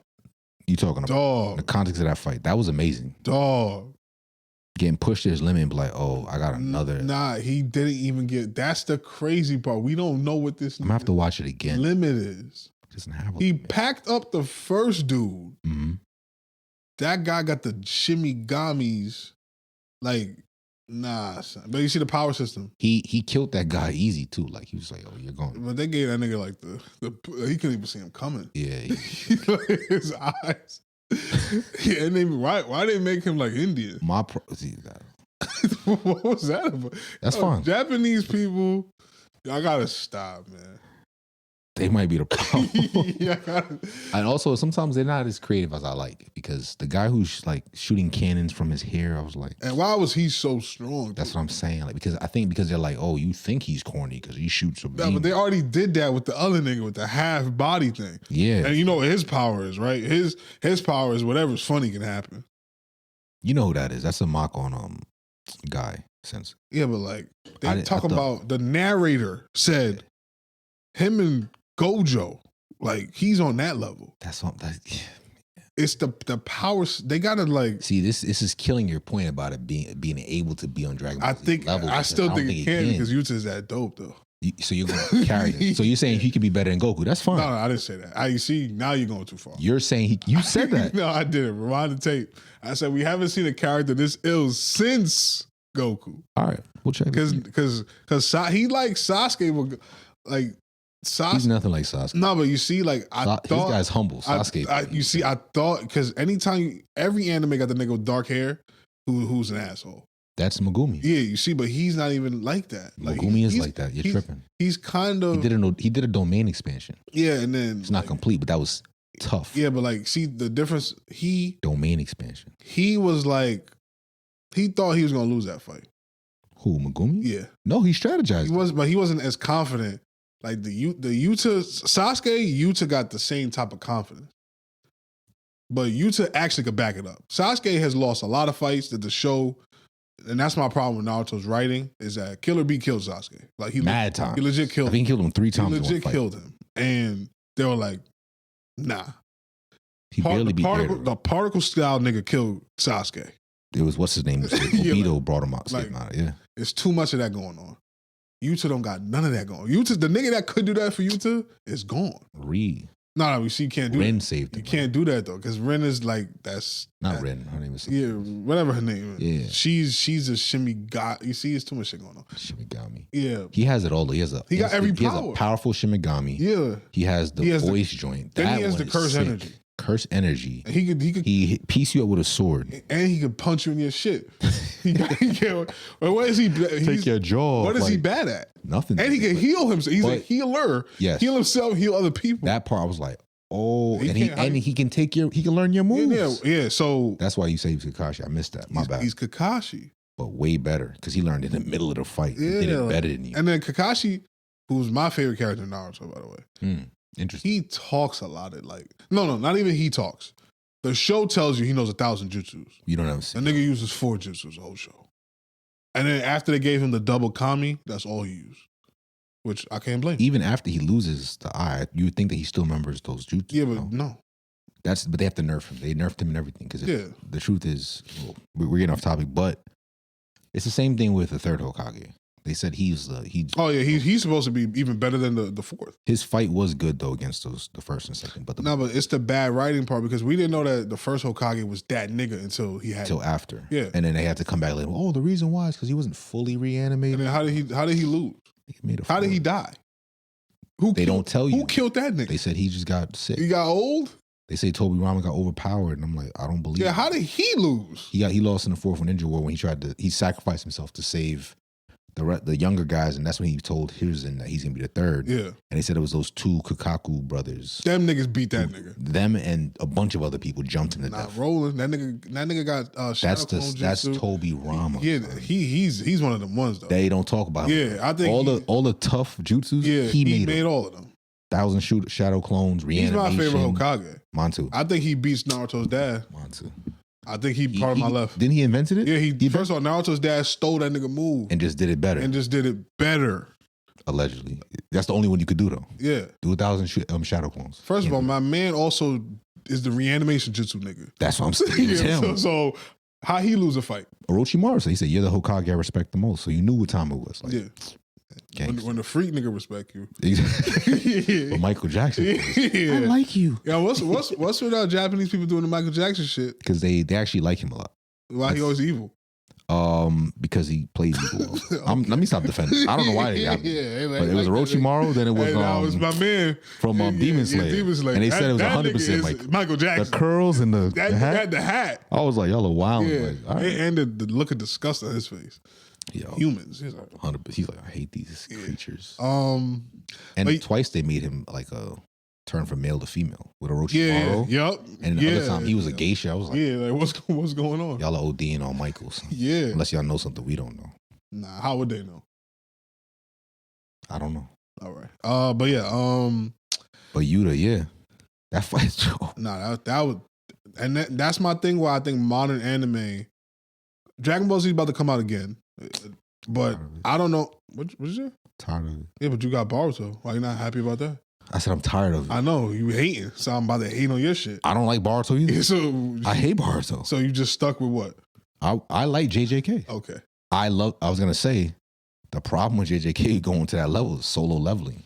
Solo leveling, sitting in the cut like, keep it. Let me see what y'all got. Yeah, I forgot. That's a sleeping giant. Yeah, that shit comes back. Yeah, we don't know what his dad. That nigga might be Goku. Let's see what his dad. Yeah, that nigga might be Goku. Exactly. Maybe I'm just looking for Goku. You looking for the Goku? There'll never be another Goku. Never be another Goku. Yo, there might be, what's his name? Yeah, from Solo 11. What's that nigga's name? You can't even tell me. Jinwoo. You see, it's too many. It's too many. They ODing, but I think they're more Korean, no? That's Korean. Like they're 100% Korean. Jinwoo, yeah, his name is Jinwoo something. Yeah. They gotta fix the names. You see, the power in that show, I get. The power scaling is fine in that show. Yeah, he has to earn it. Yeah, and then like I can understand. Special. Yeah. It's clear. Jujutsu Kaisen. The thing is with Jujutsu Kaisen is it's one of those things that's like almost written to be a great video game. Because now, let's say you have a character who has no cursed energy. I'm gonna get a heavenly pack, and I'm gonna get a weapon. Great. So now I can contend with these guys who have cursed energy, or I can have a weak body, but I have Shikigami's and I have domain expansion, so it balances it out. The problem is when you carry a character like Yuta, it's like this guy's perfect. How does he lose? You can't beat him. They said the same shit about Gojo though. Like, but they said that in I think the first season, Gojo was like, "Oh, there's a character, a student from that class. My man's is not even here. Yeah, he's on my level. Yeah, what? Your level? Don't worry about it. Anyway, and then you still got my man that does the clapping shit. That's my guy. That nigga some problems. That's my guy. How you beat that nigga?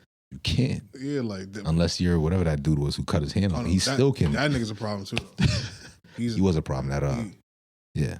I like that dynamic though. That him and Yuka, not Yuka, Yuji. You see, you got me. You're right. It's too many. They gotta change something, bro. They need to hire us. Let's get them. They need. Why can't Malcolm? Now you OD. Nah, why? So we thought you could probably go with like a Jabari. Yeah. Or like more of like a First of all, they named the nigga from Africa Miguel. It's a little disrespectful. Pretty sure his name's Miguel. Yeah. He had the black whip. Yeah. They needed that this season. They thought they were in Africa, but they were actually in Colombia. It's all the same to those Japanese, huh? Yeah. Shout out to anime, man. What do you think happens in the part 2 Culling Games? If you know something, don't tell me. I'm not gonna tell you, but I think in the next Culling Games, that'll be season 4. I'm trying to remember what I saw that because Megumi killed his guy. And Yuji got the guy to give him the points. Oh, somebody who got saved by the angel, Megumi, right? We saw the angel coming down. I think it was he was passing out in the alley. He spared the girl. Yeah, I think Sasuke wasn't gonna spare that girl. No, he wasn't. That's why he's not Sasuke to me. He's soft. He's not. Oh, Megumi is soft. Nah, I can't say that. He's soft. He caught a body, bro. He's soft though. He's willing to kill. That's because his sister's like. He's at the stage because Yuta's gangster. Because he said, I'm doing this for my sensei. That's what I'm saying. Yuta is the reluctant hero. And those are the heroes we love. The one who doesn't really want to be in a situation, but he's here. Megumi, he's a weird character because they're not really showing you his motivation. He's almost like the dry guy. He's not so much Sasuke. He is Sasuke, but he has a little bit of Shikamaru in him. Yes. Where he's like, I don't really. Yeah, he's more Shikamaru than Sasuke. He just has a Sasuke palette. Yeah. Like, he got the dark hair. He got the emo boy look. This guy's mad excited. I'm really calm all the time. Calm. Yeah. I'm like like I have this ability that I'm like, damn, nigga can make shit come out of like. Right. And he's also one of the last of his clan. You see what's going on? They recycle stuff, which is cool, but. No, they have their own tropes. But we're catching him at this stage. We started with Sasuke as a boy and we watched him develop. We're not watching Megumi develop. I just don't see how much stronger he can get. He's gonna get stronger because whatever that thing is he summoned. Megora shit? That thing he summoned to fight Sukuna. But he can't have that until he beats it. Eventually he beats it. He cannot he has that, then you're dealing with Sasuke. He can't. He can't beat not that. Right now you can't. You think that little dog he pulls out supposed to go fuck with that thing? That's not a little dog. That joint is a whole werewolf. Yeah, well, it can't beat that. And that little Thunderbird. He brought out an elephant. Yeah. It was tough. Can't beat that though. Sorry. That thing is mad rabbits. That thing is doomsday. You heard it with something, it just, all right, I know how to beat this now. Him and Sukuna's fight also was, that was nasty. Yeah. I like that. That was tough. Yeah. But he's going to get better. Watch. Just keep watching the show. Man. I think. Know a couple things. He's going to get better. I think they got to nerf Yuta. I think they kill his Shimigami. I think that's. I don't like that. I don't want them to kill her. Because she came from like a girl that used to like that was his best friend or whatever. Yeah, I think they got to nerf him. But that's not his strongest ability. He has to lose a limb or something. Nah. He has to lose a limb. Then the only limb that will matter is his leg. We seen the one arm niggas. Yeah, it's gonna be one arm. We never seen a nigga with one leg get busy. You right. You can't. Yeah, that's that guy Sensei was done. They put that nigga in a wheelchair. His career was over. Have a seat. Yeah. All right. I mean, they can't nerf him because you do have to have this OP character. He's not Gojo, where Gojo is like so overpowered that there's no touching him. Yeah. Yuta has to actually work. Yeah, he got to get in there. We saw him in those fights. Yeah, he allegedly was pushed to his limits, but he wasn't. You know what I'm saying? Like, my man didn't even sweat. But he did. He had to work for that win. He was. Or at least first of all, that last fight, he literally was like, this nigga wants a fight. Let's do the bean clash. Like, he could have smoked him. And then he let the nigga live. Nah, bro. He's still developing. Let's put it that way. He has other levels. I don't see like he's on some Mary Sue shit. He just can't be beat. But we saw his development in the movie. Yeah.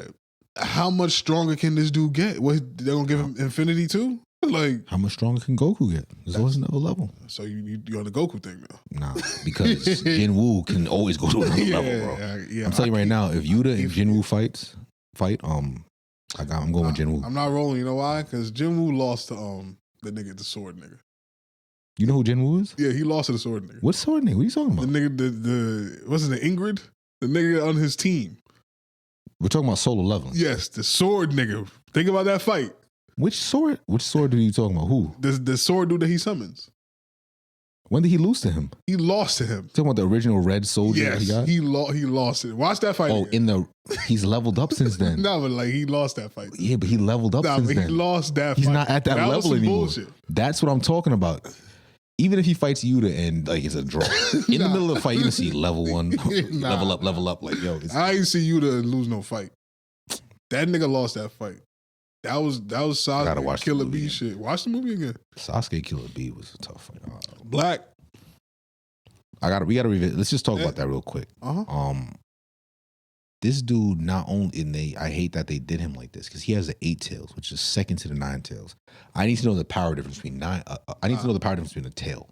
No, because if the 9 tails fox is this monstrous level of chakra, then the 8 tails has to be a monstrous level of chakra. Naruto heads out there, correct me if I'm wrong. Perfect in Cherokee. I'm pretty sure that 9 tails are stronger than all of the rest of them combined. So every tail. So if I have 2, that's like me being two 1-tailed beasts. If I'm 8, that means I think it's exponential. I'm stronger than all of them. Yeah.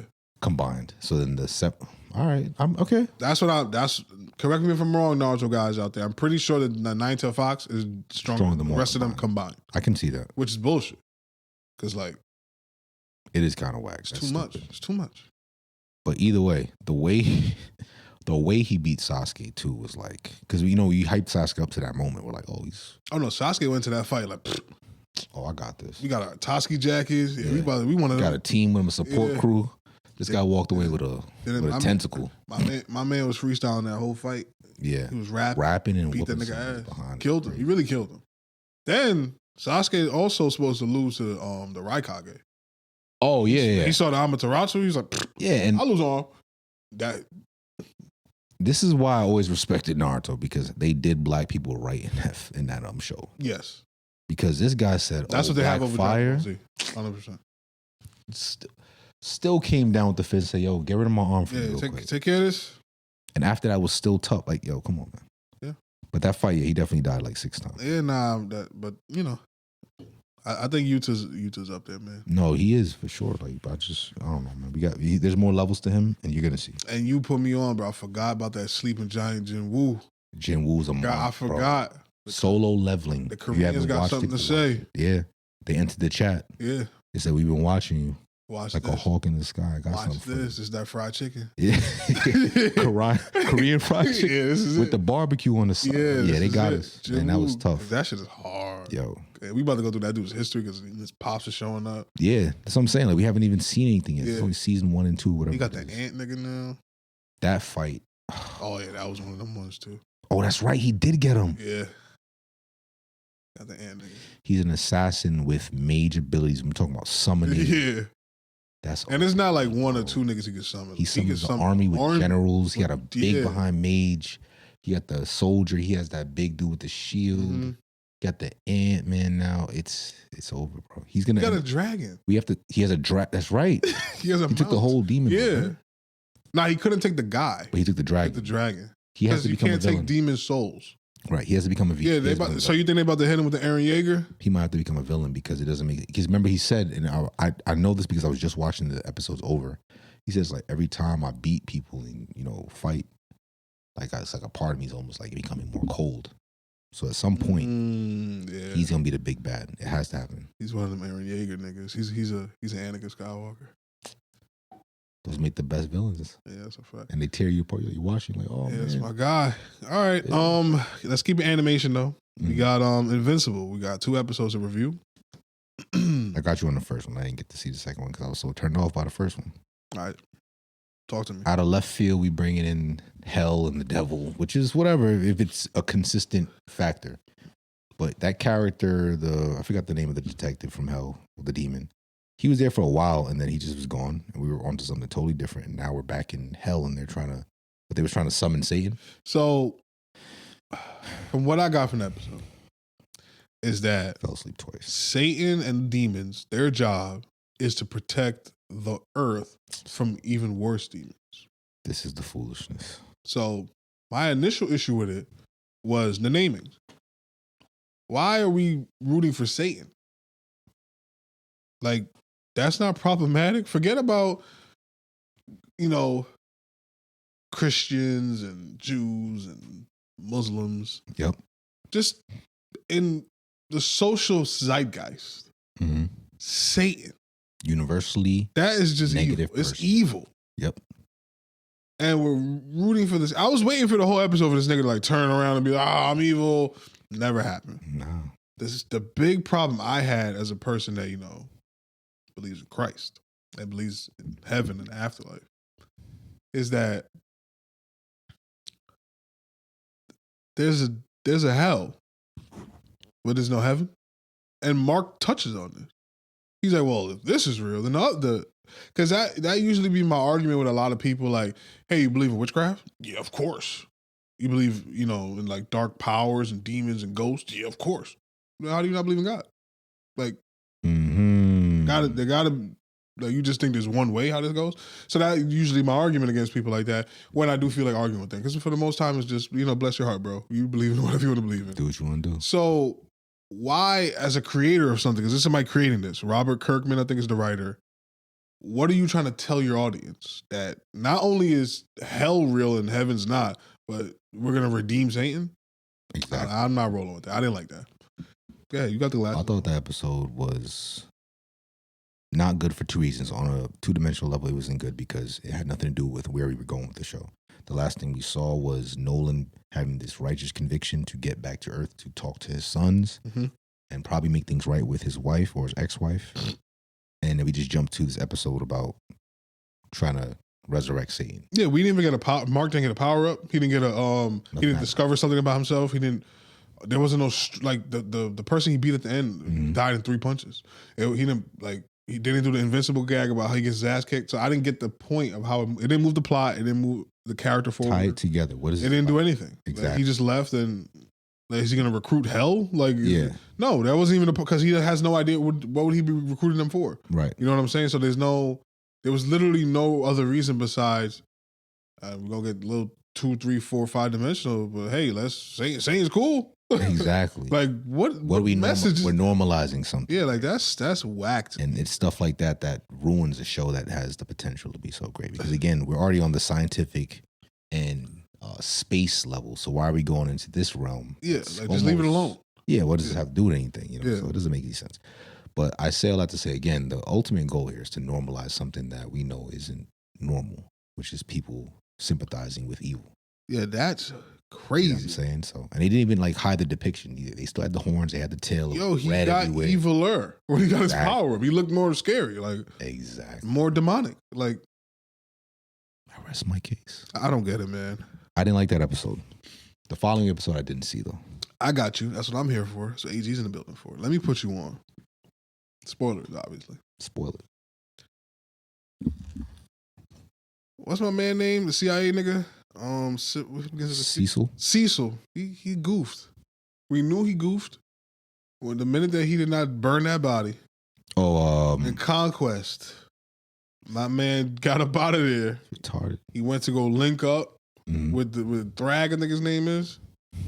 With the fresh fade. So they sent that nigga back. Hey, job's not done. Hit him with the Kobe. Yeah. And so we had what's the dude's name? What's Pop's name? Nolan. Too many names, man. Nolan came back to Earth. No problem with Japanese names and regular names? Yeah, I'm sorry. All right. I'm sick. Nolan comes back to Earth. But you remember Ryan, though, right? Yeah, Ryan Gosling. Nolan comes back to Earth. Yeah. He interrupts Mark and his lady, who's about to become a pog. She's about to break the news to him. It's nobody. It's nobody. She about to break the news to him that I'm with child. Yeah. And before she can do that, Nolan shows up. And they speak. He's like, I need you, son. So they're doing the whole like, nah, nigga, like, why are you here? Blah, blah, blah, blah, blah. But the real voice acting that you're going to see in the episode is the confrontation between his wife, like Nolan and his wife. Mm. That's some really good voice acting there. I want to see this, but if I'm Nolan, just from someone who hasn't seen the episode yet, watch how you talk to me. Okay. Watch how you talk. Watch that episode because you still a pet. So they recruit from Nolan's perspective. No, but she asks him. So I'm a pet. Hey, you gonna see.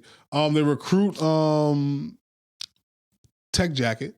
I don't know if you remember. Tech Jacket caught a body. She killed the Viltrumite. Yeah, and it's a girl. A solo. It's a girl, by the way. Who else caught a body? What's that dude with electricity? He killed one. Oh yeah, the crazy dude. They probably gonna recruit that dude too. He got one. Yeah, anybody that can kill a Viltrumite 1-on-1. Yeah, come through. You gotta come do this fight. So they recruit Tech Jacket. We find out it's a girl. She's cool, and they all link up. They go on this spaceship to go, go to the planet the coalition. And on their way there, they get stopped by Conquest. Some bald black dude. Oh yeah, and like a Mexican looking Viltrumite. So those three. So this is the matchup. It's Mark and his little brother Oliver, and Nolan, Tech Jacket, and Alan versus Conquest, the Mexican looking Viltrumite, and Steve Harvey. Steve Harvey. Yo, you ODing. It's a 3-on-5. Steve Harvey could never. But yeah. And you want me to like finish the whole thing? Yeah. We here. We got a Conquest versus Mark rematch. And Conquest dies. Okay, Mark. Finally. But Mark looks like he's dead too. Yeah. We know he's not dead because the name of the show is Invincible. But he literally, once a Viltrumite does this with their hand, so he does one of those and he goes straight through Mark and he starts pulling his guts out while Mark is just choking Conquest. So he's Mark is making sure Conquest is dead this time. So like it was a battle of attrition, and Mark won. Conquest got choked out straight, face turned blue, black, gone. He's gone. There's no coming back from him. So he's dead. Alan and Tech Knight, they had to stow away on the Viltrumite ship, so we don't even know where that ship is going. So it could be going back to Viltrum. Oh, they had to stow away? Yeah, they stowed away on the ship. They had to hide because they were getting their ass kicked. Yeah, Steve Harvey was not fucking around. Yo, hold on. Alan's supposed to be tough. He's supposed to be able to go toe-to-toe with these Viltrumite. Maybe he goes up another level. You know who they need? And I'm sure you already noticed. They need one person. They're gonna win this whole thing. Who? They need Battle Beast. Oh, I think he gets packed up too. Nah. Battle Beast is him, son. Nah, he's one of those guys that... He's the opposite of Invincible. He has no L's. Yeah, you just let him go first, though. They're going to give him an L. He has to. He's never going to take an L, dude. He has to take Let me tell you something about this dude, bro.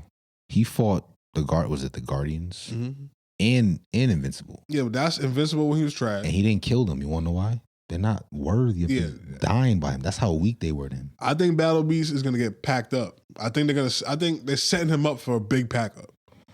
Who's going to pack him? If it's not Thrag, it's not valid. I think Battle Beast is going to be the Israel Adesanya of the team. Don't disrespect Israel. My man, he's kicking ass. Floor, kicking his leg. and then he's going to run into somebody. And once he loses that first fight, he's never going to win again. I think that's what's going to happen. But you know what? Yeah, I can see that happening too. Even though I still think he's gonna cook a bunch of Viltrumite. Nah, he's going to cook a bunch of them. But the minute he loses to one, they're going to nerf him. He's never gonna win the fight again. As soon as the big bad join. Yeah, they're gonna use him as like, oh, this guy's the guy. Yeah. He beat Battle Beast. Yeah. You know what I'm saying? And then we're gonna be, oh yeah, he's tough. Yeah. I think that's what's gonna happen to Battle Beast. But yeah, you gotta watch the episode. It definitely cleans up. It gets the story back on track. Still has a nasty taste in my mouth. I don't like that Satan stuff. Oh, absolutely. It was just stupid. Like, it came out of nowhere too. So what is this? It introduced more characters. You're gonna get the tech jacket, and Oliver. He's a liability. Really? He's a liability. Well, I mean, he's young and dumb. Yeah, the whole time. Nolan couldn't really get in his bag. Because in a way. He got both of his kids there. Yeah. And one of them niggas can't fight.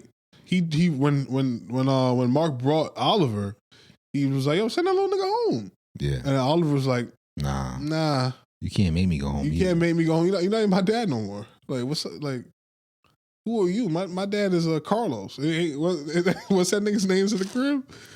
That's so unrealistic, bro.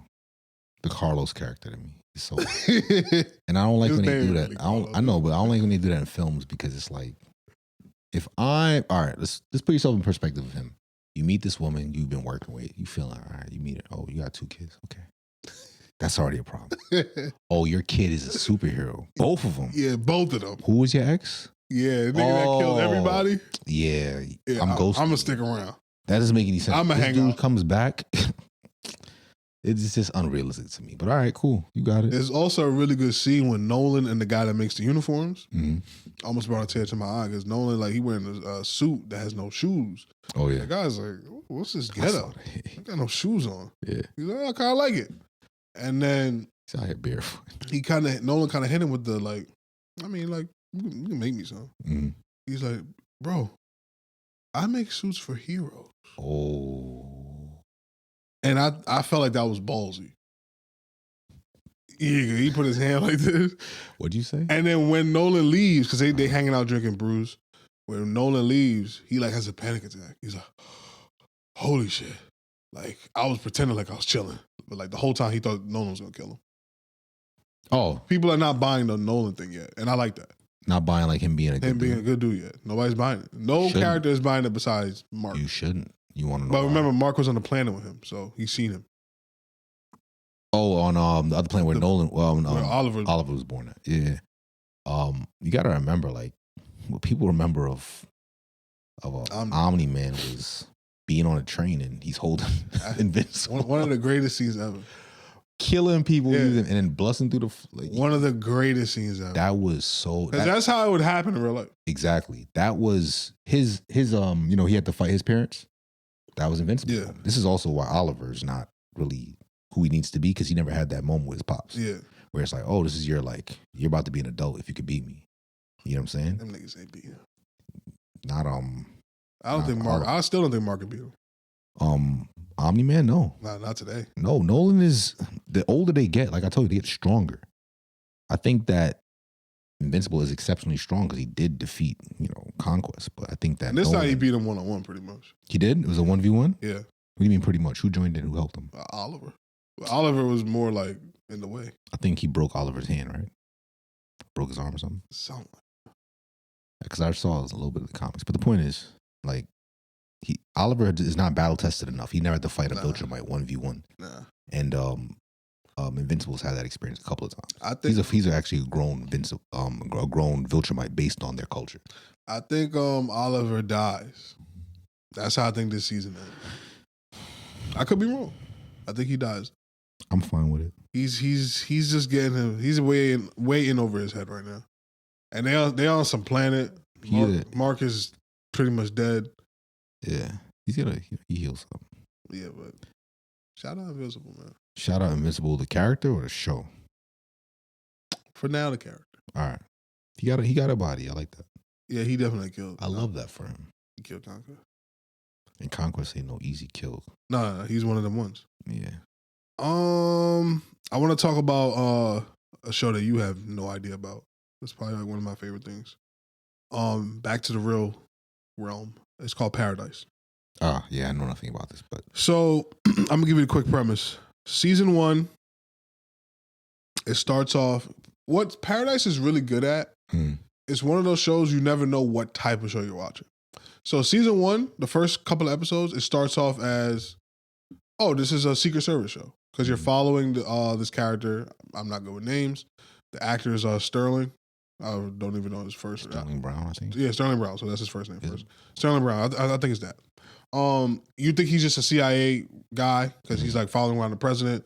He's like very stern, very by the book. He's like jogging while his like contemporaries, like his other Secret Service guys, are like kind of slacking a little bit. He's jogging. Then you find out that the world has ended and they're living in a bunker.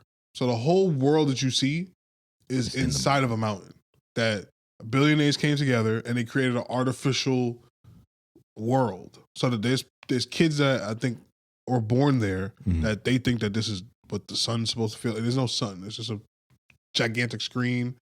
You get Fallout now. This.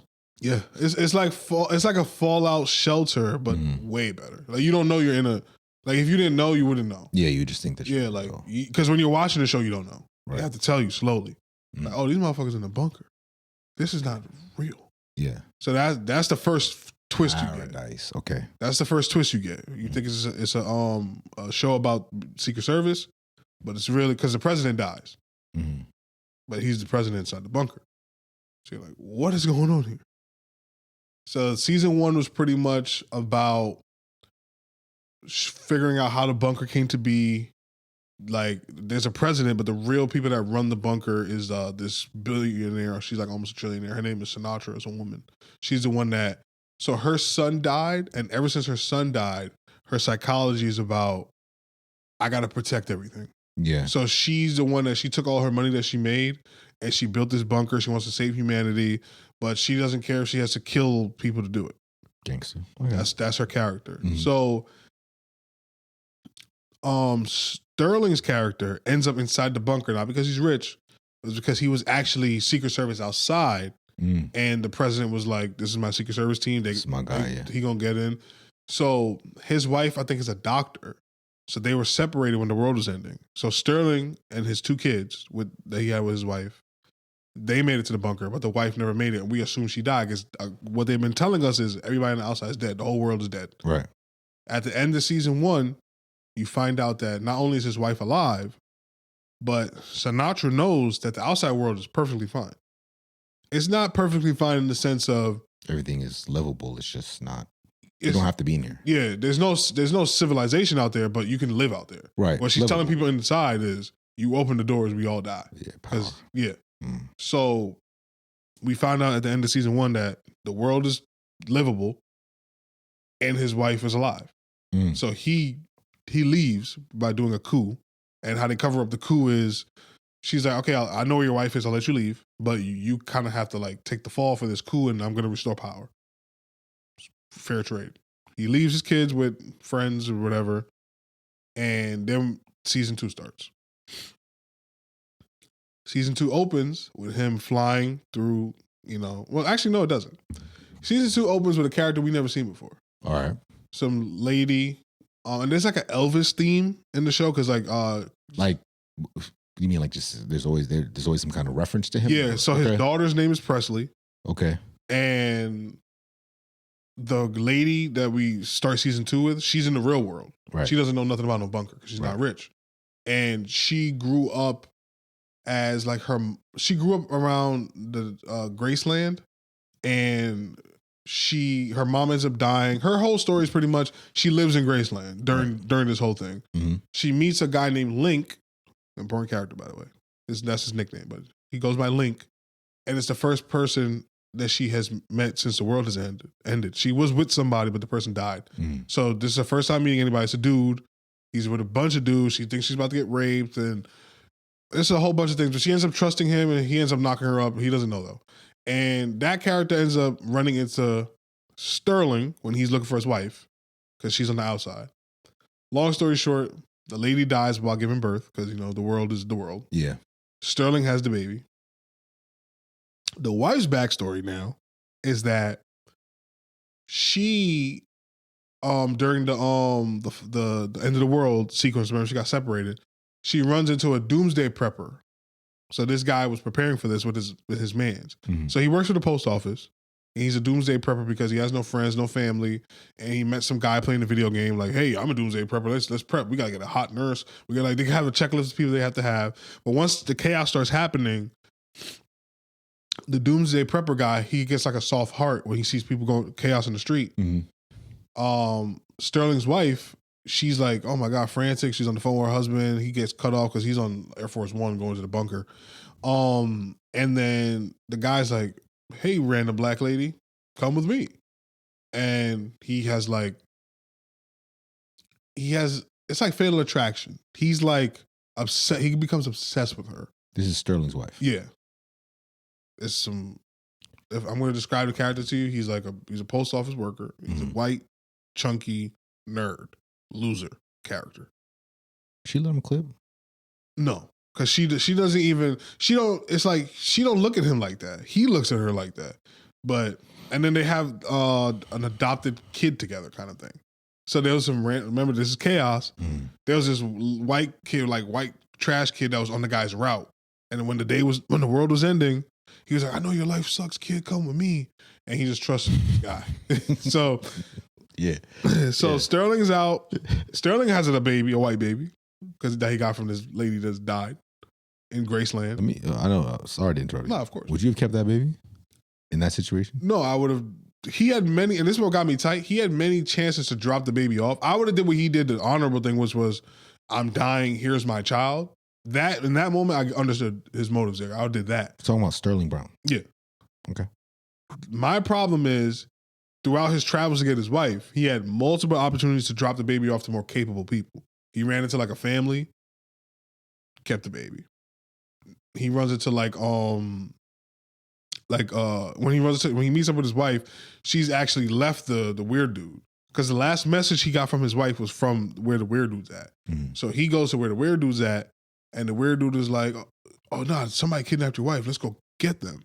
Before we do that, let me take you to some other of my friends. Because all the people that used to live with the weird dude, when the world was ending, they all kind of dipped off to their own thing because the world's starting to rebuild. That's not working for him. He likes the community. Yeah, the community, Yeah, so he's losing. He's not really a bad guy. It's just that I'm going to get to the point where he becomes a bad guy. So another group of people, it was let's be honest, couple. Sterling could have left the baby with them because they can't have a baby. So that would have been a good group to leave the baby with. But again, he's like, nah. But he does leave the baby with them for time keeping. It's a boy or girl? The baby is a girl. Okay, yeah, that's perfect. So the post office guy says, hey, they got your wife. Now this is where the stories kind of converge. The people that has his wife are Link's people. Link is the dad of the baby. Right. That Sterling has never met. So the girl that died, that gave birth to the baby, is Link's baby. And Link's group is where his wife is with, who kidnapped his wife. It wasn't a kidnapping. She left the crazy nigga. To be with them. Yeah, because they're going to the bunker where Sterling's at. Gotcha. So before Sterling gets to work all this out, him and the crazy dude plan like to get his wife back. Hey, they made bombs, and Sterling is ex. Yeah. And right before Sterling like kind of pieces things together, the guy like tries to kill Sterling because he wants his wife. He fails, but of course the wife. I love them. The wife links up with Sterling because it failed. The guy runs back to the post office because it's a bunker in the post office, and Sterling's wife is like, "No, let me go talk to him." That was the first part that I got tight at. She wants to go talk to the crazy dude that just tried to kill her husband with a bomb that they made together. So they go back to the post office. Sterling's outside with a gun. I haven't even seen it, and I'm already. Yeah, the gun is trained on this guy. Yeah, and him and the wife are having you're watching your wife have a heated argument with some dude. You should never be that emotional. Yeah. Why are you this emotional? So she's trying to save the guy's life. So every time, like the guy's getting irate. And then, like, she's stepping in the line of fire so that Sterling doesn't kill him. Shot, yeah. So she talks him down, even though this guy's a psychopath because he already killed another. He killed this. So the guy that he did all the prepping with, that he met online, he killed that dude. So he's already a killer. But she talks him down, and they leave. So now it's Sterling, his wife, the white baby, and the trailer trash white kid. And then they have two other kids already in the bunker still. So while all of this is happening, the bunker is going through chaos. With their kids in it. Yeah, but they don't know that. Right. Now the season ends with some timey-wimey bullshit. Really? Now, Sinatra, remember, I don't know if you remember, I told you her character is motivated because she lost her son. And that's what makes her into this whole control freak, want to save the world. She still has a daughter and a husband, but she lost her son. Right. Link is on his way to the bunker because his mentor invented something that is the bunker is being powered by. We don't know what it is. It's not a new. The bunker is being powered by nuclear fusion and all of that. Yeah. But there's something else powering the bunker that we don't know as the viewer. But Link's mentor invented it. Like they invented it together. Right. And Sinatra killed his mentor. Like she sent one of her goons to kill the mentor. Yeah. So Link's whole purpose is to get to the bunker. Get that revenge. To get revenge. Get that get back. Yeah. When Link shows up to the bunker, Mm-hmm. Sinatra and they finally have a face-to-face. The first thing Sinatra says, they have like an argument. They have a meeting on Air Force One because the plane is still at the bunker. Mm-hmm. And like right before they're about to depart, because they don't agree on terms, he keeps calling. He keeps saying, "I need Alex." We, as a viewer, we never been introduced to Alex yet. Alex, what's Alex? Mm-hmm. She's like, "That can't happen. I'm sorry." He's like, "We're gonna get in anyways," because he's like, "We have the capabilities to get inside." Because Link, stuff. yeah, Link is smart. He has a group of people. She doesn't even know about the group of people that's coming to train people. Yeah. So right before, like, Link and her are like going back and forth, and then one of Link's people is like, "Yo, Dylan, let's go." His real name is Dylan. Mm-hmm. She's like, "Dylan, when were you born?" It just happens to be the same birthday and name of her son that died. Timey-wimey bullshit. Comes to find out, the writing gets kind of that Alex is not a person; it's an AI. That's in another bunker that's 100 miles away from this bunker. Right. So Dylan and his mentor invented like this super AI, and Sinatra she has it.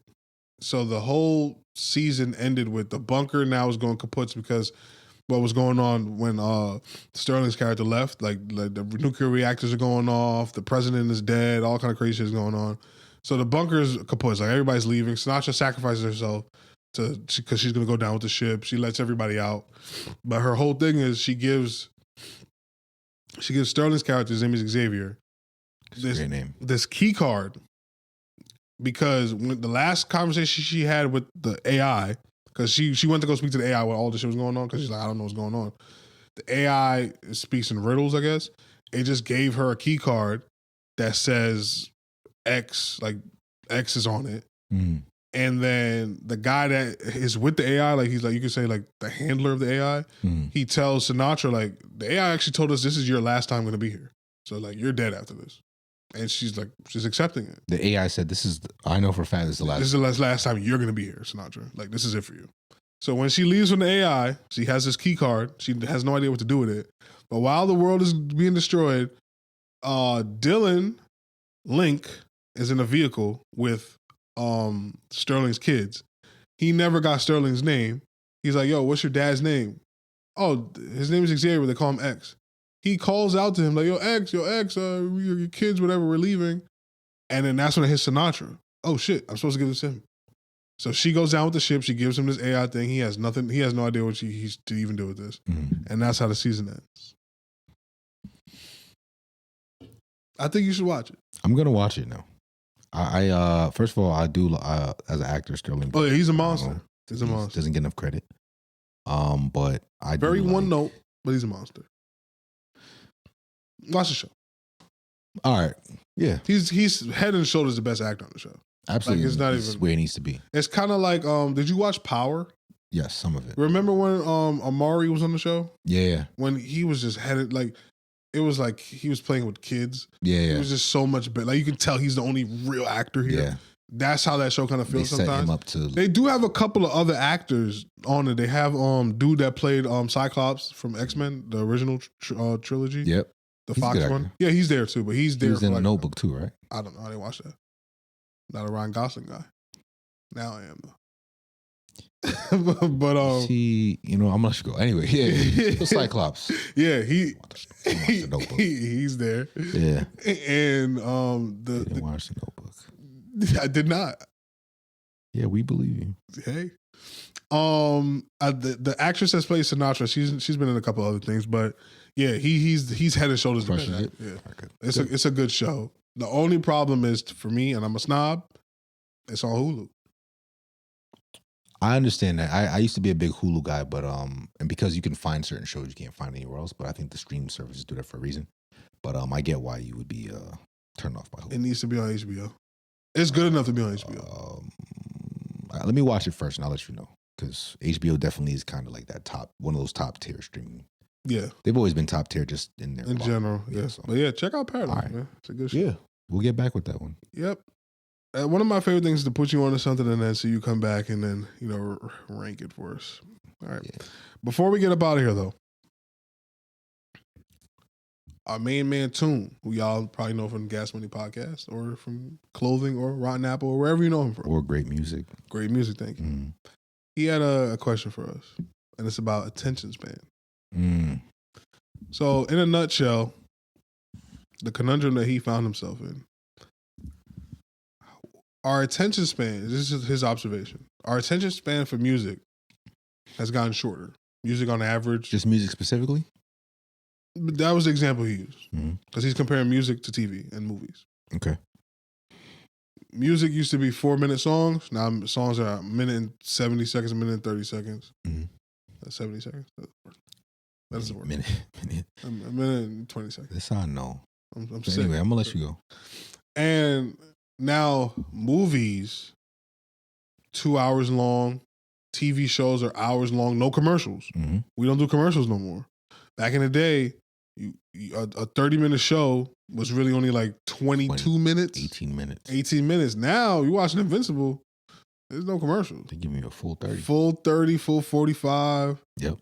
Shows is long, and people are invested.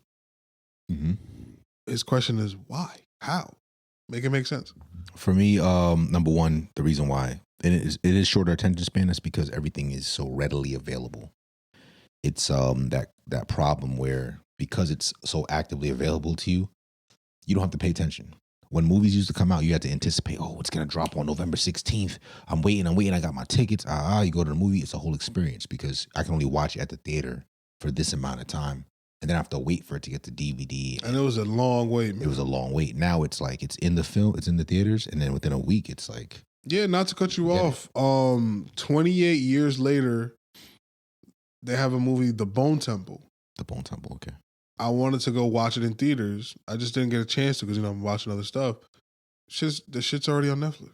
That's what I'm saying. It happens. So, like when Sinners popped off on Prime Video, I was like, I didn't even go to the theaters. I could just waited. Yeah. You know what I'm saying? But because it's so readily available, sure, it could be 2 hours. It could be 3 hours.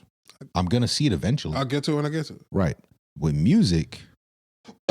I think a big part of the problem with why songs are shorter is because the messaging is not what it used to be.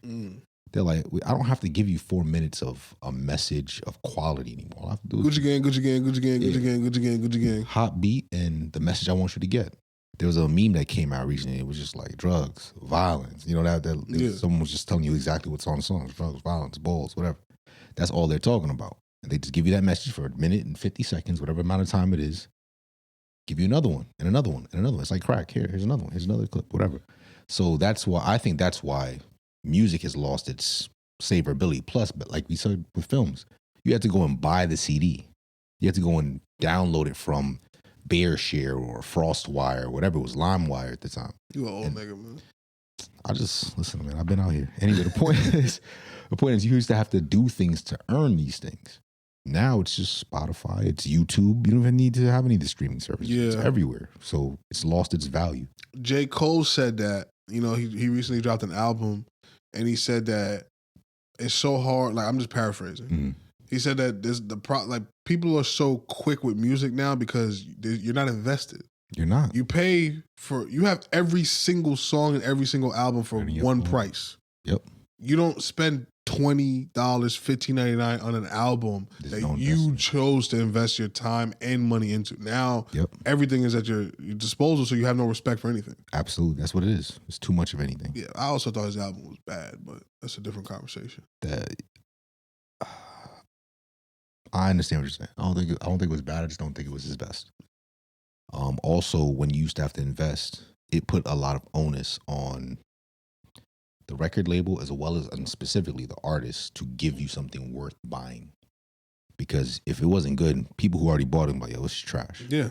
You can listen to it with me before you go and pay your money, your own to have. And then there was something about owning a record. Yeah, like it goes back to when they actually had records. Like, I'll play it for you right now. People used to go over each other's house to hear the record that they had at their house. Yep. Same thing with CDs. Can I borrow your CD? Yo, listen, Don't scratch my CD. Yeah. I need it back. Video games used to be like that Same too. thing, but because I'll just send it to you and you can listen to it. Yeah, how does GameStop stay employed? How does Best Buy stay employed with physical media? GameStops are closing. Yeah, all over. The one by me closed. Yeah, there's the ones I used to know about and they're closing. So yeah. It's you know crazy. So that's why attention spans are shorter because you can jump from thing to thing. Same thing with like Instagram, TikTok. You just keep swiping. So much quality of content or so much content, or accessibility to it. That changed the game. TikTok changed the game with the doom scrolling.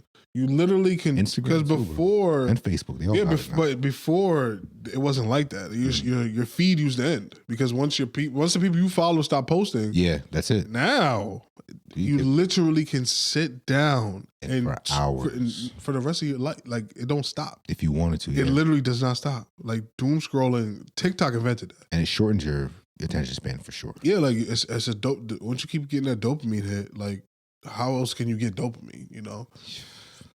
But get back to reading books, people. Yeah, tell us and listening to podcasts. Yeah, podcasts, books. I'm a big proponent of books, but people don't read no more. No, books are exactly what we're talking about. They also, you know what's interesting is now you can listen to books. Obviously, yeah, they made it easier. Yeah, they have a thing called Pocket PM or something like that, where writers, which I'll be on soon, just one of the projects I'm working on, where they can write their series and it comes out readily. So all you have to do is turn it on and listen. Oh, that's fire. Buying a book, which is crazy. The only thing I don't like about that, and this is just me being an old man, is when you have the author or anybody reading a novel to you, it kind of removes a little bit of, I wanted the character. In my mind, he sounded like this. Yeah. I agree with that. That's the only thing I would say, because like I remember reading the Harry Potter books, like they describe the characters vividly, but I still have my own version of Harry. Yes. I still have my own version of Voldemort. And yours is going to be different from mine. Yeah, and that's the dope part of imagination. Like, yeah. But I still would rather that than niggas not reading at all. Well, to be honest, it doesn't count as reading. Yeah. It doesn't. It's a good way to get the content while you're moving around, your daily life, but you lose the ability to look at a word or a stream of words, take the time to not only read it but comprehend it. That's another thing, man. A lot of people comprehension is gone. Comprehension is very important, man. A lot of people don't have any, and now we threw in ChatGPT and AI. Oh yeah, it's over, man. If you're someone who reads now, you are going to be like an anomaly of intelligence and ability to have critical thoughts of your own in comparison to the average person nowadays. It's made the marker for intelligence a lot lower. Absolutely. So yeah. All right, man. I think we did it, bro. I think we did it. Listen, we always do it. I think you're right. This was our last episode. Again, I'm gonna repeat. Last episode on the Gas Money feed. We're about to have a whole new feed. Episode 4 will be in a new place. Don't worry, you get it on socials. We'll get you guys. Please follow us. Continue with us on this journey. We're going to tackle everything. We're going to go through the whole multiverse. We're going to figure out which Spider-Man is the best. We're going to recast movies. We're going to see, we're going to watch movies together and we're going to judge them. And you guys let us know what we're right about, what we're wrong about. We're going to build this as a family. We're a team. And we're going to have some cool guests. We're going to do a lot of cool stuff, man. Yeah. Just keep rocking with us. Keep coming to us for all the great content. And, our amazing takes, like how Ryan Gosling is actually a good looking dude. That's one person's take. You've seen The Notebook. I'm telling you. I don't even know what that movie's about. What is it about? Ryan Gosling's in it. You're going to watch it. What is it about? So it's about a notebook, a love story. I know it's a love story. I know like The Notebook. It's a love story. Rachel McAdams is in that. Not good with names. I like Rachel McAdams. You ever seen Mean Girls? Oh, this is the star? Regina George? Yeah. She's kind of washed. And that, my friends. She was looking good in that movie? I didn't see it. Mean Girls? Oh, no, I saw Mean Girls. All right, real quick. You seen Wedding Crashers? Yeah. She was also in Doctor Strange. She was. She's washed now, but like her at the height of her powers. So amazing. Her at her height of her powers? Yeah. Or the white girl from Clueless? Which one are you talking about? The main character. Oh, no, not the one that died. The main character, not Brittany Murphy. The main character from Clueless. You're talking about the show? No, the movie Clueless with Stacey Dash, Ryan Murphy. What other show was she in? I don't know. Was she in Beauty Shop? What? That was her? The white girl who did her hair? Yeah, I think it was her. That was her from the show. I think she did the movie too. I'm taking Rachel McAdams over. Over her in Clueless. 1,000%. Right. I'm not taking over Stacey Dash though. Nah, Stacey Dash. Stacey Dash. That's one of the hottest a woman has ever looked. Yo, her political and social views incorporated or like all included is my like vice. Her specifically. Oh, you like the MAGA shit? I like her being like that. I don't know why. Oh, that's something that's your Ryan Gosling. Yo. Anyway, yeah, I guess. But Stacey Dash is fire. Yeah, anyway, I think she's Dane Dash's cousin. I think so. I think she's like 50 now, and I seen her on Instagram, and I was still like, wow. Maya is a buffer though. You know who Maya is, right? Of course. I'm just making sure because I know you're a Ryan Gosling guy, so I don't know if you. I'm not a Ryan Gosling guy. You're a Ryan. I just recently appreciated Ryan Gosling. You're a fan? Yeah, I'm a fan now. Okay. I will see the next movie he's in. Absolutely. This is gonna age so well. All right, Mr. Taylor, take us out, man. Listen, that's another episode of Real Talk, and that is a wrap. Yes, sir.